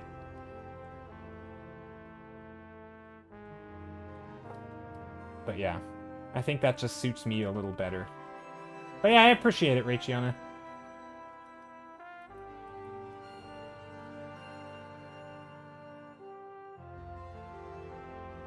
This one looks like an icy environment. How many finished pieces have you done over the 2025? Ooh. Well, I'm going to answer a different question instead. And we're going to count how many pieces I've uploaded to Instagram. It's not quite the same as a finished piece because there's different levels of finish. But we can figure that out. When was this uploaded? March 8. February 10. January 9. December 28. Okay, so this. So 1, 2, and these aren't all finished, right? Some of these, like this is for sure finished because I turned this into a print, and so I was content with calling it finished. This I never worked on again. It stayed as a sketch, right? Literally, I went from thumbnail to the one stream, and then I was done. These were like commissions, but they're finished in the sense that they were supposed to be sketches. They were literally very, very quick sketches. That's it. This also 1 day painting. Is it finished? I don't know. But 1, 2, 3, 4, 5. Do I count this? Yeah, I can. Man, no, I'm not gonna count purely thumbnails because that doesn't, like this one I can count, right? So 1, 2, 3, 4, 5, 6, 7, 8, 9, 10, 11, 12. Wait, did I upload this one twice? Wait, did I upload this one twice? I didn't even know I did that. Hold on. I literally uploaded the same painting twice. I'm just now catching this. This was like a year ago. What the heck? I can't believe I did that. I cannot believe I did that. Okay, hold on. Let's go back and count. 1, 2, 3, 4, 8, 12, 16, 20, 24, 28, 32. 32. But again, a lot of them were 1 day paintings. Like this was a study stream. But the thing is though, I have about 52, no, not 52. More than that, 150 streams in a year? Wait, no. I streamed 3 out of 7 days. There's 365 days, 52 weeks. 52 times 3 is 150. I have 150 streams, and I do a new painting on every stream. So I have about 150. Yeah, I don't know why I don't know why I got so confused there. I have about 156 1 day stream paintings. Say maybe 10 of them are multi-stream paintings. I don't know. I have like 130, let's call it. Basically finished paintings that I will never work on again. So here, let me open up last stream's painting, for example. So like, last stream's painting doesn't count. That was fan art. But yeah, if I click like a random one of these, I don't know, like this one, right? Like here was a, right? We did a batch of thumbnails. Any of these I could have worked on, but I didn't. I chose one of them, so we chose that one. I actually did not like this painting, but this is what we did. We did 1 day stream painting, and it turned into this. And then this was it. This was the thing. I don't think I call it finished, right? Because it's not a thing that I don't even like it, so I'm never gonna upload it probably. It just is what it is. I mean, I don't dislike it. It's just, you know, I don't think it was my best work. So it never made it to Instagram or anything, I don't think. But you know, it was a fun painting. And there's a lot of stuff like that, right? Most of the art that I do over the year, you know, it's just like random folder, random painting, you know. There's a lot of stuff like that. Let me just open up some random other ones while I'm sitting here. Not that one. Oh, this wasn't over the last year, but we did this one. This one I did work on off stream. So this is actually a finished painting in the sense that I continued it beyond 1 day. I did a little bit extra. There's a lot of you know, a lot of little just more fine details of like making sure the flags are more flag shape and just being a little bit more careful with stuff. I didn't spend like a super long time on it, but sometimes just an extra hour or so is useful. What's this one? Oh, old Viking painting. Like this one I would call finished because I uploaded it, even though it is still the exact same amount of paint time. In fact, I probably spent longer on this painting that I never uploaded than this painting, which I did, but because I like this one better, I call this one finished. Right? So it's kind of, it's hard to say what a finished painting is, because a painting's done whenever I say it's done. Or a painting is done whenever I'm done with it.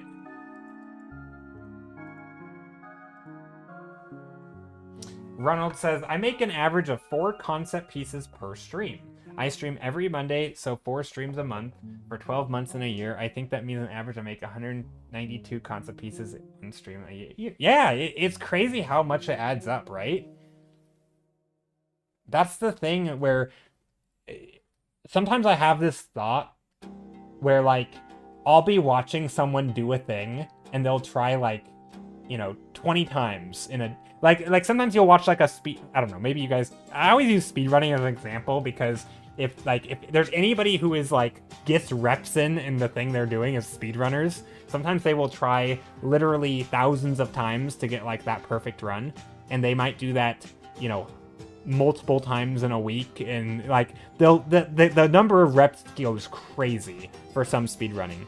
But anyway, the point I'm making is sometimes I'll watch these people do a thing and I'm like, man, how do you get so good? And then it hits me, I just watched this person try 20 takes of the same thing, and I've never even done the thing 20 times total, and they're doing it every single day for multiple years, and it's like, yeah, that adds up, like it makes sense. I understand how people can get to where they are. Like, the reps really, really start layering when you start thinking, like, not only do I, we just calculate I have 150 streams a year. I do like 6 thumbnails every stream. So 6 thumbnails times 150, that's a lot of little tiny mini paintings. Right? Some of them are exploratory, some of them are just me trying to, like, make nice stuff, but sometimes there's a lot of, like, different ideas, and so when someone says, like Rachel asked earlier, which I've now answered, I think, but, like, how do you think of, like, orange mountains and sort of change your idea? Because, like, typically you don't think of orange for mountains, but, like, sometimes it's just because I've done stuff like that before, like, if you're doing, again, this isn't like, it hopefully doesn't come off as bragging, but, like, if you do, 9 sketches 3 times a week, so 27 sketches a week for a year, like, you're bound to come up with some ideas where, like, maybe next time I have an idea similar to this, I build on the things that I learned from it. Again, maybe this painting will never see the light of day, but maybe next time I do paint on it, or paint something similar, maybe I change something about it that I didn't do this time that I wish I had done, right? So sometimes there's that kind of, like, iteration, literally this over the course of, like, months between times. So it might be a month between an iteration or a year, where, like, I vaguely remember I made a painting like this once, but I had an issue with it that, like, the focal point was up here when most of the interesting stuff was down here, and, like, maybe I want to change that by tilting, moving the horizon line upward and looking down at the painting, right? So maybe it's something more like this, where now at least the focal point is here and the rest of the painting is, like, down here, right? Rather than the focal point being in the top portion, it's now in the bottom third or something, or the top third, whatever, however you want to view it. Like, sometimes there's little iterations spanning literally months. But yeah, I guess we could do, like, a year in review type thing. I could go through some of my thumbnails, maybe do, like, a, collect a few that I could work on. It'd be kind of fun. Because there are a lot of thumbnails that will never see the light of day. I mean, even like these, like, I really like most of these. Not this one. I like most of them, just not this one. This one is... I don't know.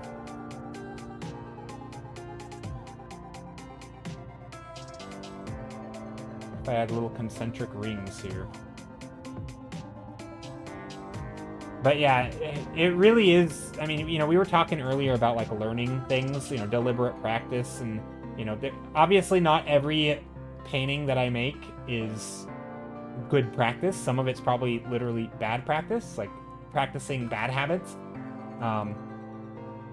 But like there is, you know, for the amount that I talk about art fundamentals, I am putting them into practice, or at least I try to, for a good majority of those.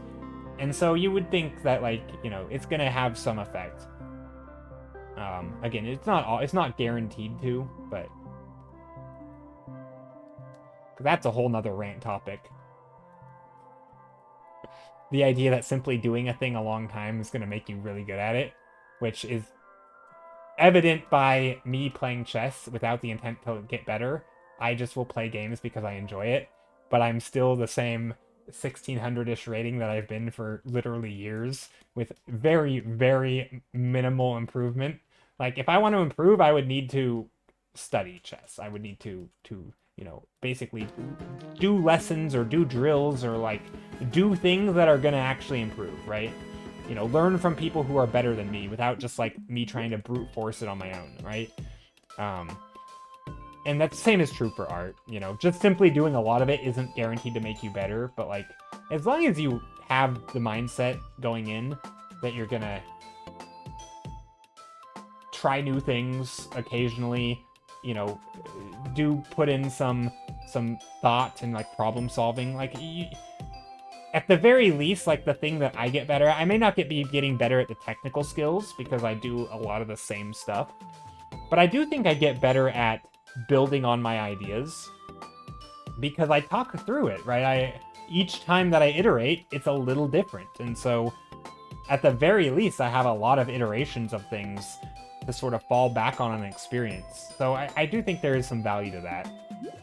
Now, the ideas may not be all super amazing, and, you know, my design skills aren't always amazing because I'm not always putting a lot of thought into it, but there's still, like, the exploratory phase I've done a lot of.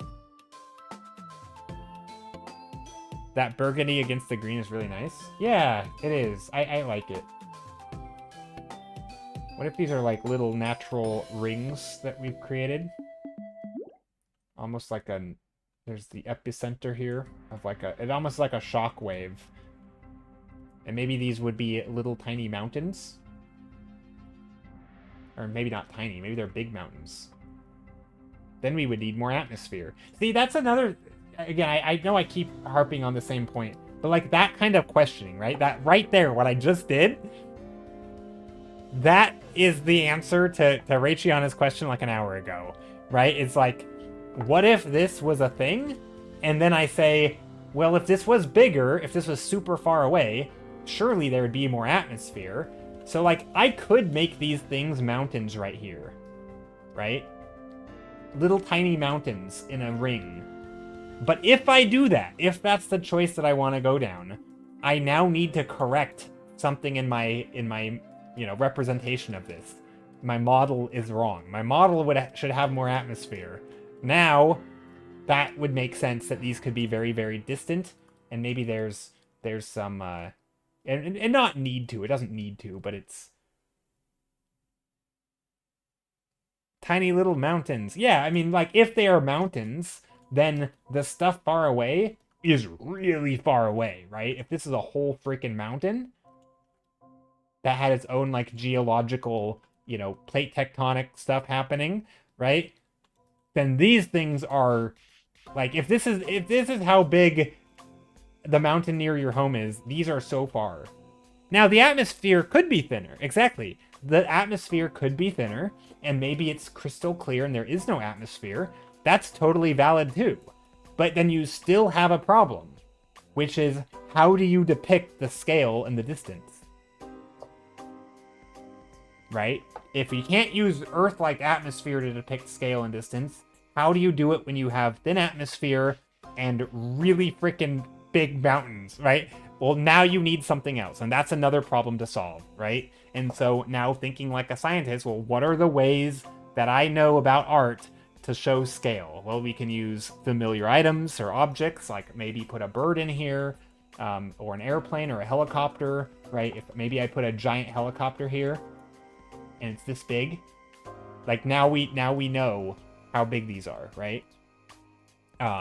Or a helicopter in the foreground. You know, again, here's a foreground helicopter. that's like right up next to us, and it's tiny still because it's so big, you know. And again, or maybe we put I don't know, like there's ways to do it, right? And that's the thing. Maybe we make a house. You know, if I made this a house, you would know that this is this looks like a normal sized house. But if I made instead, like I saw something just recently, I think it was it Clint Kearley? Somebody made a post on Instagram, and they had, let's see if I can replicate it. I guess I could just show you. No, I can't, because didn't save it, and I don't know where it is. But, here, let me close this too.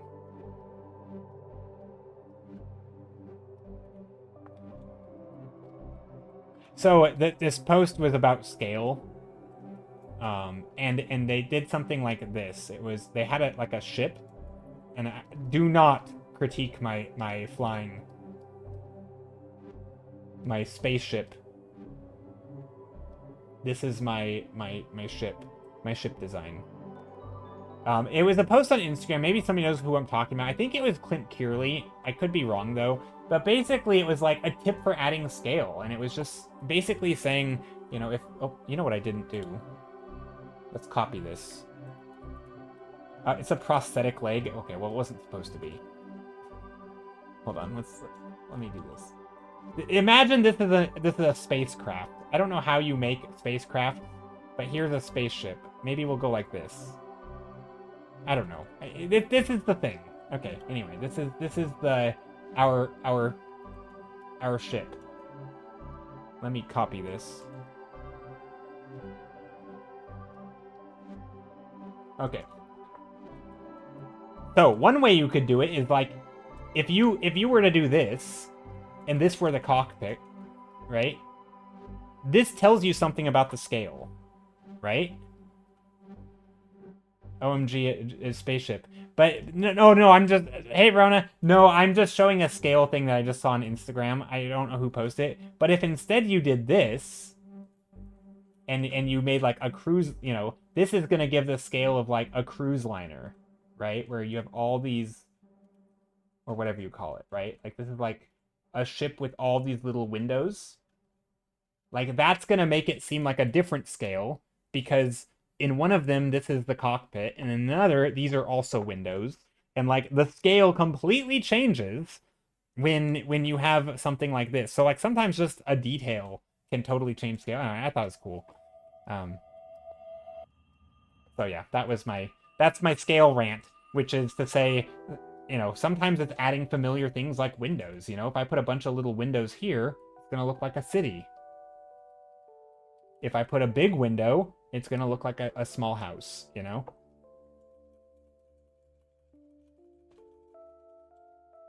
So I think that's cool. It's a cool little tip, which is just really a design solution, which is windows. Windows are nice. Maybe there's a bunch of little glowing things down here. I don't know. But yeah, Rona, I'm surprised. Actually, I'm not surprised you're still awake. It's like 11. It's not that late. But yeah, I think I've decided that I'm not gonna paint on any of these today. I'm going to just keep on refining these thumbnails because I like all of them. Anything looks normal until you put a person next to it. That can make it tiny or huge. Yeah, but sometimes the scale is so big that like you can't put a person in it, right? Then that requires a whole separate set of solutions. And sometimes you can't put a bird next to it. Again, birds and people are human-ish scale. And like, you know, if the thing that you're dealing with is a ginormous mountain, like how can you put anything next to it? Like anything you put next to it is going to be so small you won't even be able to see it. Yeah, if you put a giant person, then it's not showing scale. Because then you're going to assume that it's a normal person. So there are definitely challenges. Can you post a Discord link? Yep, you can. As long as it's to a thing, like to an image.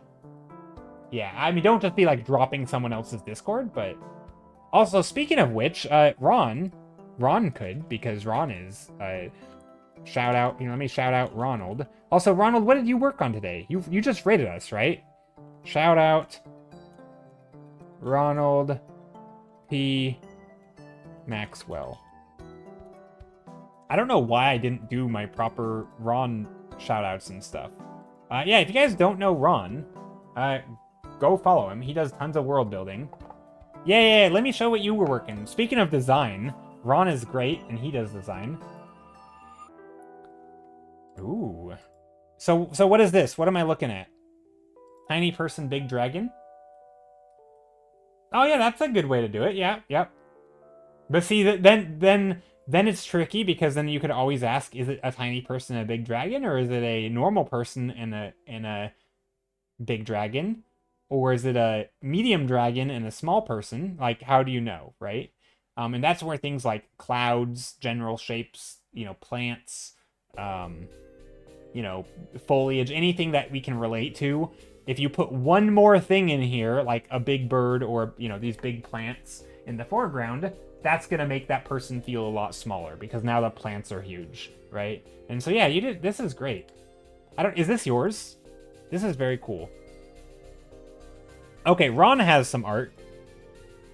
Look at this. Prickly spine lobster. Biome is a dry reef. Niche is a medium predator. I like it. I like the idea of a lobster that is... I don't know, lobsters are neat.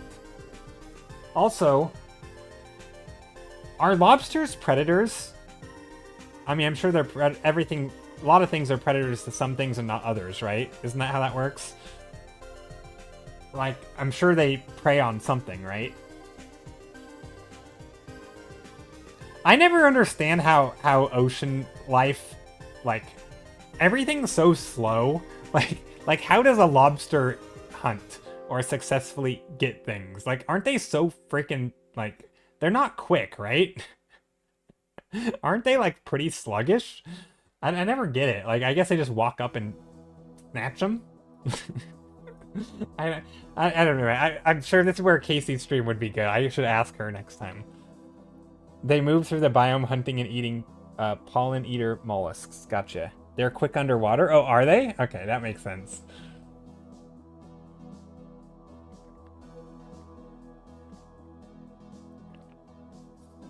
But see, even that's another thing, because we were talking about design earlier, and I think this is where, like, if you're doing animal design or creature design, knowing biology, because then, like, because evolution has a lot of solutions, right, to a lot of problems. Like, okay, this thing has to, find food. Well, how does it hunt? How does it survive? What does it eat? These are questions that you need to know, and they're relevant to biology. And if you have solutions from nature, you can probably come up with creative solutions a heck of a lot better than I can. And so your knowledge on a topic is going to inform your design decisions. It's going to make you better at creature design, which I know is obvious to every single person here. So I'm just preaching to the choir, but it is fun because it gets you talking about that, right? Like that's I think what I like a lot of streams like Ronald's stream or Casey's stream, where like there's a knowledge base there where you can talk about interesting designs because there's that knowledge base to build on.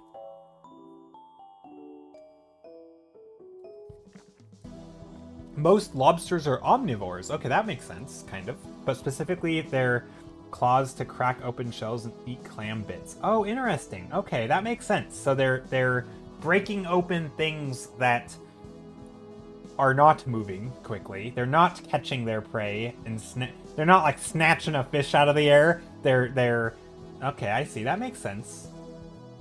See, again, specialized for their environment.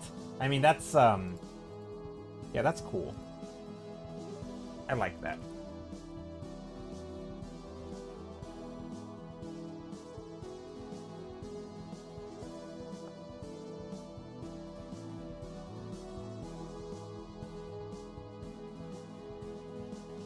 So here, what if this was like ice? I'm trying to make 6 cool thumbnails or neat thumbnails that I find are neat before end of stream. I think this will be my last one, and then I'm going to end. And then my next stream will be on the first day of the new year. New Year's goal, stream every single day. No, just kidding. I'm not. That would be... I wonder if anyone's doing like 365 streams in a year. That would be... I mean, I bet you Casey hit pretty close because she streams like twice on a lot of days. I've got to ask her how many times she went live. It's got to be a lot. Because she does art gyms like 2 streams in a day, like multiple days a week, I think. But yeah, I think streaming every single day would be insane. I don't know how people can stream that much. And I mean, I don't think people do, but I'm sure some people have.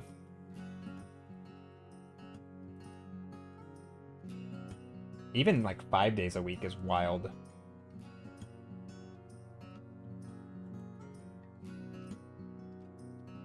You know, now that I'm thinking about this, not that I'm ever gonna stream that much, but I bet if I did stream 5 days a week, I would be much more likely to do like multi-day projects where I'm really like getting into stuff that is not... I don't know. I mean, I guess I just would keep shifting the goalposts probably, so maybe I wouldn't.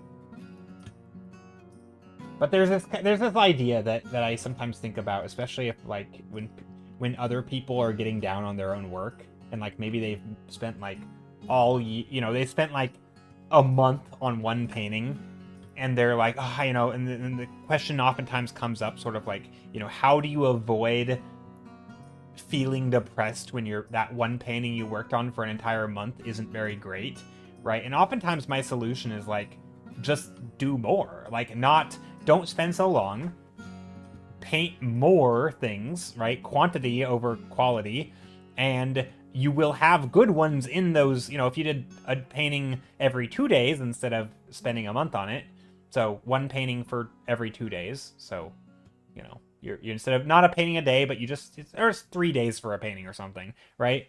You can still take some time. But if you did that for a month, you'd still have 10 paintings, and surely one of them is going to make you happy, right? And so, like, you still end up getting with one good painting each time, but in one of them, you allowed yourself to 9 other fails, and the other one you didn't allow yourself to fail at all, right?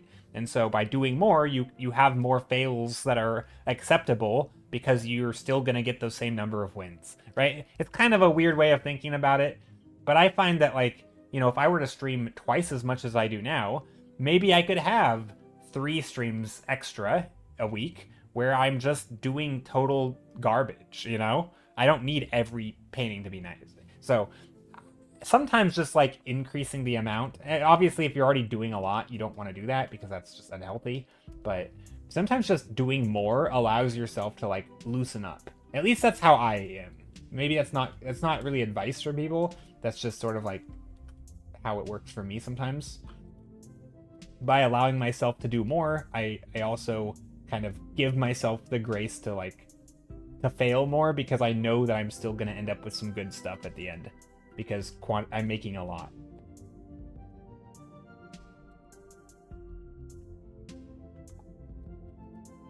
But I don't know if that's not really advice. I don't want people to like, I paint it every day and I'm, it sucks or something. Don't do that. Ronald says I used to stream twice a week back in the day. I want to get back to that at some point. Do you only stream 1 day a week? Kind of depends on the person, I think. Yeah, and also like what you're currently at, right? If you're already painting every day and you're like, oh, I'm always sad that I don't have more nice work. Like, I'm not saying, what if you paint 2 paintings a day? Like, no, don't do that. Like, obviously that's not the solution for someone who's already doing a lot. But like, sometimes there is, I think that middle ground is something you want to find. And I think sometimes people find themselves on the extreme end of like that perfectionist, right? They spend all their time on one thing and don't actually allow themselves. And I don't like bringing up people who aren't here, but I'm going to mention them because Vegas just finished a comic that he's been working on, or not finished, but he just released the first chapter or the first page. And I don't know if this is exact. I might get some details wrong, but this was not his main thing. Like, he had a big thing he wanted to do, and I think, I don't know if again, maybe I feel weird talking about someone who's not here. So, but this is kind of a common story where someone will like have a big project they want to work on, and then they sometimes feel like they're not ready for it, or they put all this time in and it's just never quite good enough for them, and so they end up never really doing it. So then what they do, they make like they make a side project where they allow themselves to fail. And what ends up happening is they end up working more on that side project, and then they release it, and then they're more happy with that other thing, which wasn't even supposed to be the main thing, just because they ended up doing it anyway, and it ends up being better. And this happens in video games with like alternate accounts. You know, sorry, this is a tangent, but like back in the day when I played ranked video games and I would try really, really hard, I would get like to my peak rating, and I would be nervous to play when I was at any state other than like peak condition, you know, fully rested, feeling good. You know, if I was anything not perfect, if I had already been worked that day, or if I already worked that day and I was a little tired, I wouldn't want to play because I was afraid of losing, because I was at my peak rating. So what I did, I made a new account that I allowed myself to play freely on, try new things, explore. Guess what happened? That alternate account got higher than my main account. And then I felt that like that same pressure again. And then I went back to the other account and I allowed myself to play more freely. And then that one rose up. And it kept being that like the side project, the alternate account, that was the one that like I made the best stuff in, or I did the best work, or I played my best games, and I got, you know, like, it's this weird thing where like just adding an extra, like, this is my sketchbook I sketch in when I'm not when I'm tired and not feeling like making good art. And then guess what? It's gonna end up making your best art. It's just, it happens. It's so weird. I mean, it's not that weird. I think I understand why, but it's so counterintuitive to what we think. Like, we think that if we put our all in, we're gonna make our best work, when a lot of times it's just a matter of allowing ourselves to fail. And allowing yourself the grace to like try things and have fun and explore. So yeah, that's my advice. And it's funny because I see it, you know, I see it in others. I've seen it in myself. Like, again, I brought up Vegas because he just released something. As far as I know, it may not be the first thing he's released, but it's definitely something that he just did. And I don't know. It makes me happy to see people like have a project and then see it through to the end and then like release the thing. And it's always been hard for me as well. But I've also seen this trend where like you do a side project and then it becomes the big thing. It's so like, it's, I don't know. I've heard it many times from different people. Or like how many, you know, authors or artists, you know, again, do like just, oh, this was just a little blog where I write down my thoughts at the end of the day. Turns into a book, you know? It's like, oh, here's a bunch of little series of things. It's like that ended up being their big project that people knew them for. It wasn't that thing they really wanted to make perfect. It was the random side project that blew up because they actually allowed themselves to make it. And so part of it's just do it, but it's also just do it in a way where you're not overly precious, I guess. I don't know. I'm not sure what the advice is. I'm not sure what the takeaway is. Hi, Curse Ducky, hello. If no one told you yet today, you are beautiful and loved. Thank you. Very kind of you. I don't know how to take compliments. They're weird. Sorry. Not to say your compliment's weird. I don't know how to take compliments. Anyway, yeah. So anyway, I think, what was I going on? Oh yeah, I don't think there's any real advice there. I just think it's more of that, like, sometimes I think it's a reminder. I don't know. Maybe there is advice there for different people. Okay, I'm doing something. I believe everyone deserves at least one compliment a day. Yeah, that's a good. I mean, I think as long as it's. I mean, I agree with that. I mean, it's, yeah. If not from someone else, then from yourself. I think the habit of like finding a nice thing to say about yourself, or like you know, it definitely is nice to like, yeah, that's good.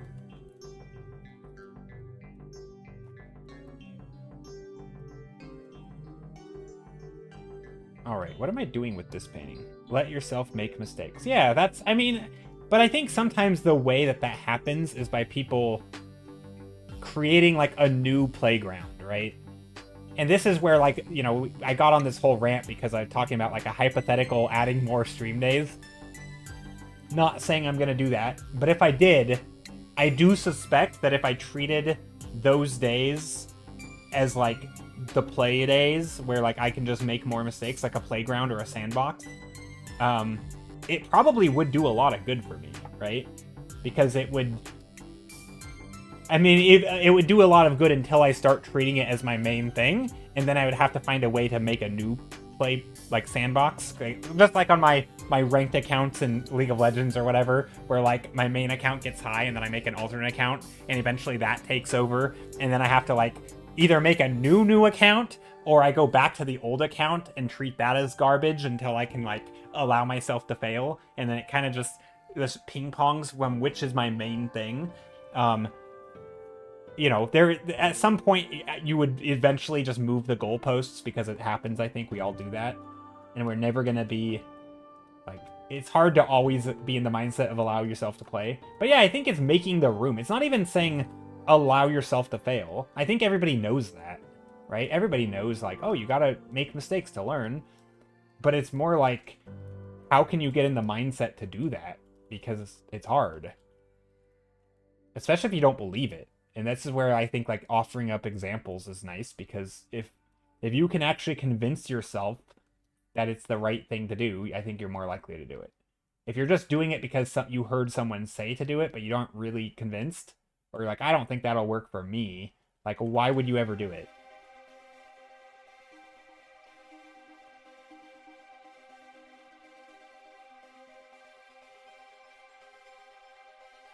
I think also, you know, I like to rant about make it exist first, you can make it perfect later, is how I roll. Yeah, that's a good way to do it.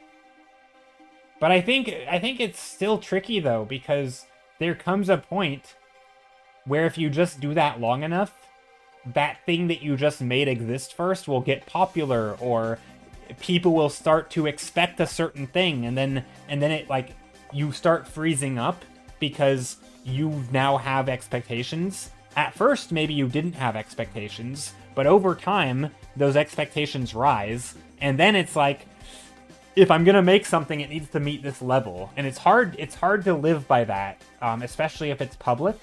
This is where, like, doing art off stream is really nice, or, you know, having a sketchbook that no one will ever see. Yeah, it's easy to say that, though. It's easy to say toss the expectations.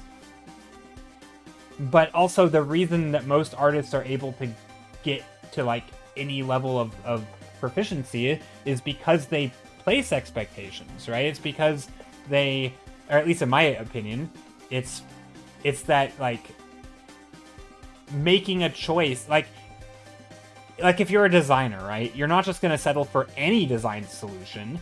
You want a solution that is good enough, right? That's what makes a good designer good. They're not settling for the first thing that comes out of them. They do have some expectations for themselves, right? They have some standards of quality that they want to meet. They're not just like, right? They have these metrics and guidelines that they follow. So expectations, I think, are normal, and I think it's okay to have them. And that's, I guess, where I'm kind of, in some ways, I'm advocating for, like, it's not that you're ditching expectations. You're actively creating a new place where those expectations haven't been created yet, right? You're doing a new medium. You're opening up a new sketchbook that will never be seen by the world, right? Because the current one, you have expectations for it, right? You've already done a thing, right? It's like making a sequel for a movie or something. It's like the first one you went in carefree, but now that people know about it, you do have a role to meet, right? You can't just ignore everything, all the, you know, the storyline of the first movie that you wrote or something, and just pretend it doesn't exist.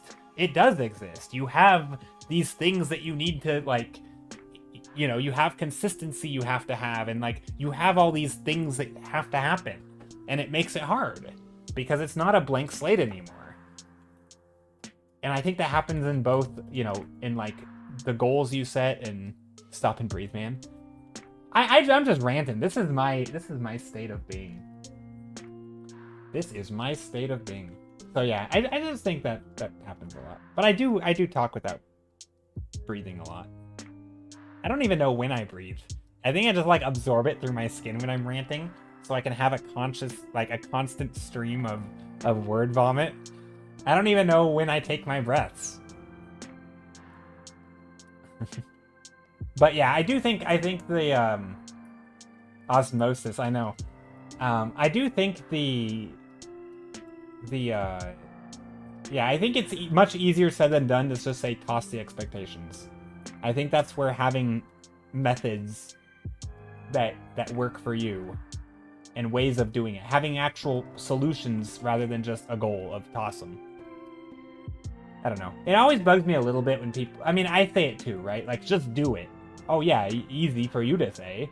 Person who clearly has no, like, inhibitions of like putting art out there, but like for some people that's a big thing, and telling them just to, you know, like if it was that easy, they would have already done it. You know, just do it, or just do it anyway. You know, again, I do like those things, and sometimes it is nice to remind yourself, but in some way it has to come from you. I think you have to actually believe that it's a solution that works. I think just hearing people say it doesn't quite, I don't know. What I meant was toss the expectations was to not let others put expectations on you. You have your own goals. Yeah, but I think most of the time we set those on ourselves, right? Like if I have a stream and I do a thing and I like some streams more than others, I'm going to place the expectations that like I want more of my streams to be like my good streams and less of my streams to be like my bad streams, right? So I'm the one placing them on myself, not others. Like, I agree that don't let others place. That's easy for me, personally. Maybe it's not easy for others, and so they need their own tools for that. But I think a lot of artists, especially ones that are trying to improve, it's normal to place expectations on yourself. And I don't think it's bad. I just think sometimes we also need to allow a place that is maybe a little more private or a little bit you know, again, that's not as high stakes, right? Again, sometimes the stakes are high, and the stakes can be very real, right? Like if it's a, you know, using the movie example, it might literally be millions of dollars on the line, right? It might be people's careers on the line. It might be your career on the line, right? It's not a fake expectation. It might be a very real thing. And so just, it's not about just, oh, don't do that. It's more of saying, create a separate space that is not your main space, right? Write a thing anonymously. Make a, you know, maybe it's a new account and you allow yourself to just post random crap from that new account. I'm not saying that's a good idea, but it's just a hypothetical one of many solutions, right? Have a sketchbook that you know, tell yourself you're going to throw away at the end of the year. No one's ever going to see it. You can change your expectations later. Maybe you make some amazing pieces that you want to upload later. That's fine. But don't start with that. Start with ground level, no expectations, right? You don't go into a painting you make and say, this is going to be the next big thing. This is going to be the next Star Wars. Are you kidding? Like, you're delusional. Like, it's not going to be. But maybe it will be, but it's not going to be if you place those expectations on you from day one, you know? Like, if you go in with a world building project, just go in with fun. You don't know where it's going to lead you. I guess that's what I'm preaching here. Thanks for coming to my sermon. Or my TED Talk. Make it exist first. Yeah, that's true. It is basically that advice, but I think it's sometimes, I don't know. I think, at least for me, it can help to have a different way of looking at it, because sometimes that other way isn't doing it for me.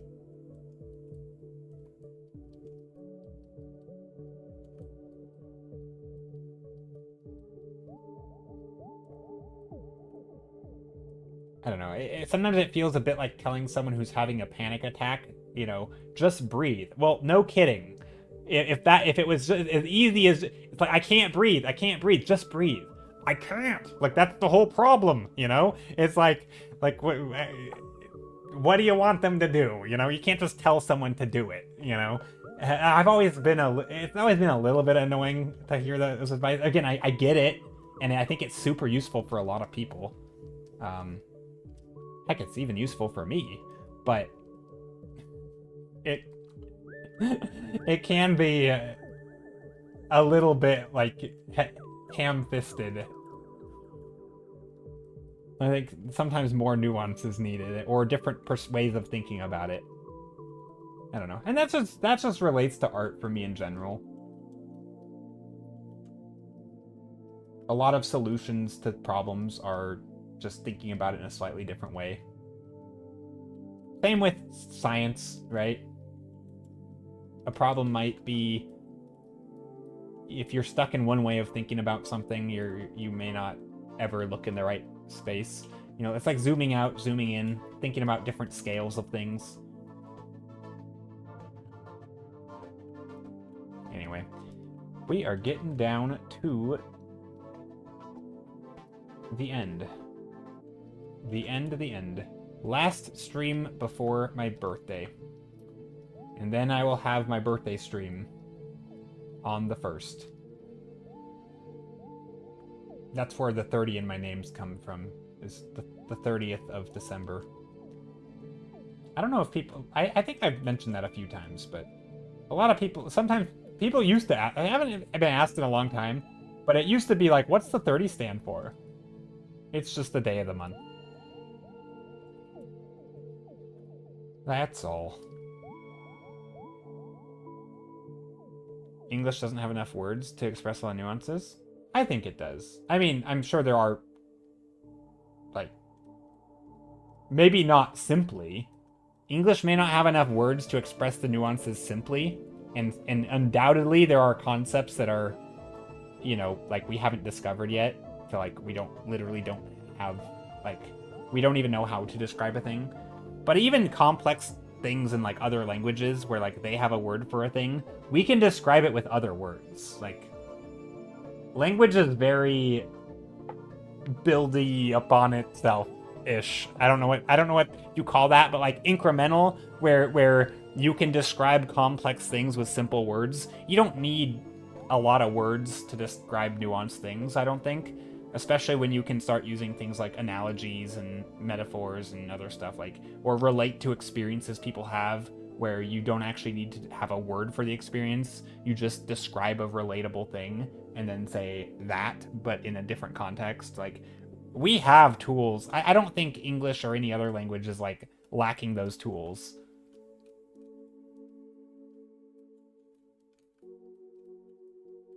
I just think... I think the biggest hurdle to describing complex stuff is attention.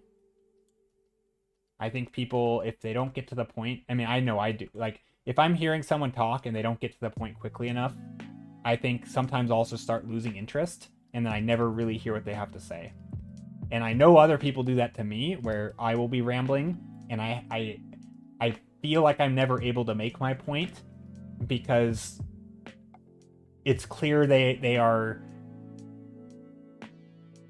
not with me long enough, like, they, you know, wanting to jump in, or they assume they know what I'm going to say, or they aren't connecting the start and the end because they've lost track of what I started with because I rambled too long. And so, like, you know, part of that's a skill issue on me, but I think sometimes there's also, like, and anyway, not even with me, but just in general, I think attention can be an issue for, like, understanding deeper concepts, because... It, you know, especially, like, if you've ever tried to read, like, a scientific paper, like, that stuff can be boring. Like, some of it. Sometimes they're good, but a lot of the times the writing is just dry and boring, and it's like, if this were exciting, I would read more, right? But, like, it's my attention. If you can't keep my attention, I'm less likely to digest it. And so, I think that's a very real problem. You have to walk them through the train to show them where you're coming from and why you're trying to go. Yeah, but again, that can be dreadfully boring. I mean, I'd like to think I'm actually pretty okay at this, and it's a thing that I actively work on is like not giving in to my like, oh, this is boring, like forcing myself to stick through hard, difficult, not inherently interesting concepts. Like I think that's a good skill to cultivate. So I'd like to think I'm okay at that. But I do suspect that is one of the biggest hurdles to like people learning lots of things that maybe they would otherwise like to learn.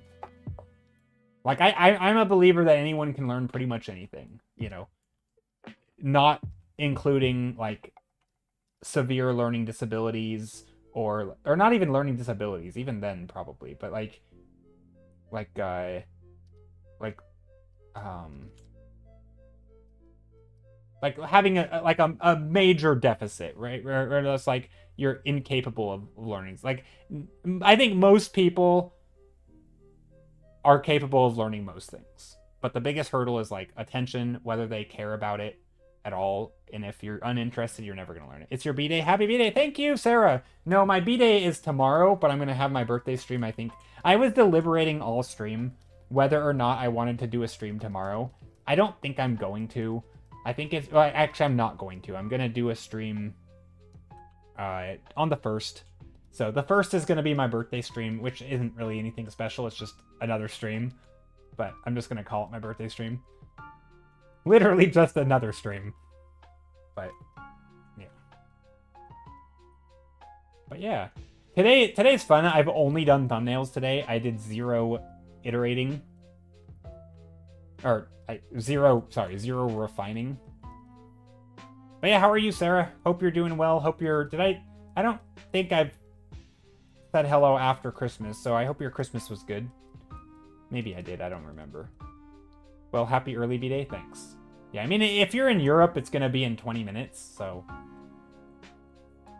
You know, close enough. If you're in Australia, it's already my birthday.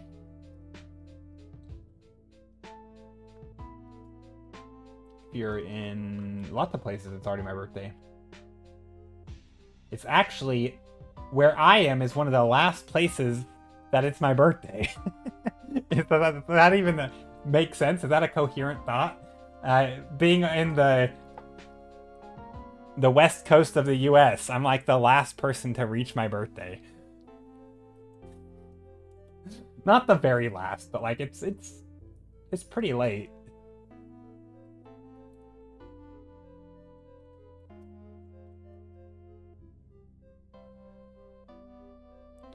Yeah, it was good. Hope you had a good Christmas as well. Yeah, it was a pretty good Christmas.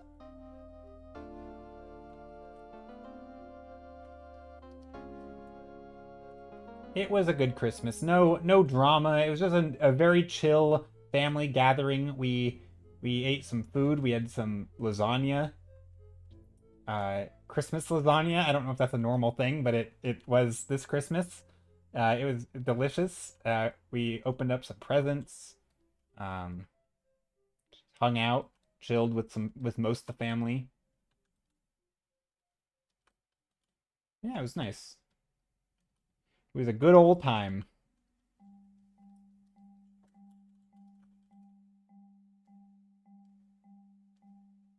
And then today's been nice. We've just been rambling about different things. I think I had some good rambles today. Also, I'm liking my thumbnails today. I liked all of these. Every single one of these, except maybe these clouds. It's not normal that I genuinely am happy with my thumbnails. Like, I like the colors or the composition or I mean, this one's a little generic for me, but that's fine. Like this one, I like the colors in here with these little bits of, like grayish greens and blues and pinks and reds and stuff.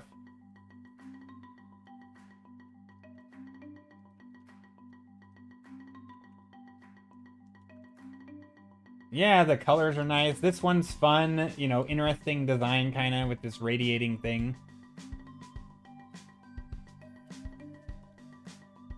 This one? Wait, the waterscape. This one. Or this one. Is this water? I don't know what's the waterscape. This one has water. Which one's water, in your opinion? This one? This is the only one I think I intended for water to be in. This one was more ice, but I guess it could also be water. Number 5, it's ice. It's a type of water. Frozen water, maybe? I guess it could be water. Actually, water would be pretty cool. Actually, water's better. It's water now. Officially, this is water. As of right now, this is a painting of water. It's a river. Yeah, it's totally a river. I totally intended for it to be that. Totally intentional. Mm-hmm. It is at the top of a waterfall. Yep. Yep. Glad we're on the same page. But yeah, no, I like these. These are fun. Number 5 taps for 2 blue mana, but won't untap your next turn. I could see that. I could also see maybe, like, blue-green.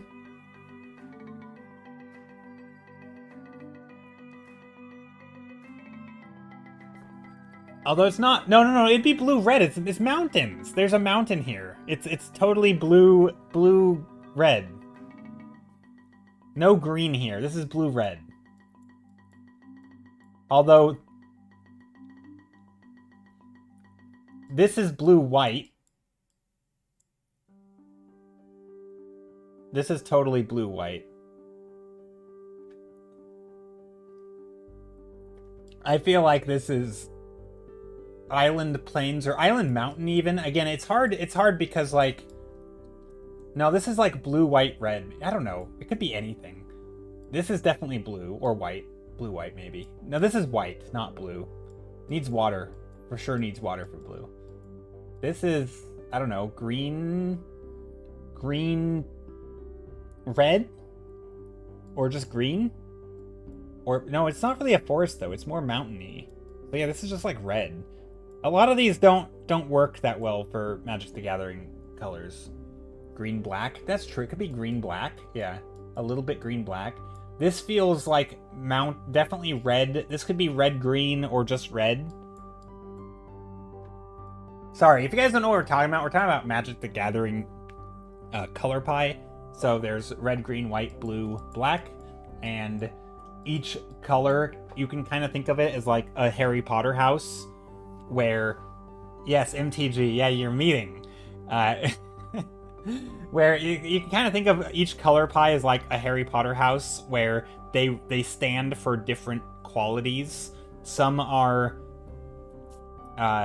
you know, some, like, green is forest, but it's also, like, nature-y and, like, you know, animals and harmony, you know, things are friends, not foes, you know, but they can also be quite aggressive, so you can have, like, angry animals, too, but typically it's not inherently super dangerous, whereas if you get, like, super dangerous animals, it might get into red or black, because you know, black can also be like swamp. Well, black is swamp, but it's also like the dark magic, the evil stuff. They basically have like an entire page of like descriptors that like they represent. Some of it is like structure, you know, order in nature, order in structure, order in like chaos. Like they all kind of find like their harmony in different ways, each of the colors. Like I think blue is with like knowledge. So if you have like creatures, they typically value like knowledge and education and that kind of thing. Whereas like green is very like harmonious with nature. And so in some ways, like, yeah. So, and then you also have like enemy color pies that are like the opposites around the color wheel. Each color has like 2 opposites and 2 friends. So like white is friendly with green and blue is friendly with white and black, I think. I could be wrong, I think. Anyway, basically there's like think of like a pentagram, but each of the 5 has like a... I could just draw. I don't know why I'm signaling with my hands like a lunatic. Actually, I could just... Here, let me do this.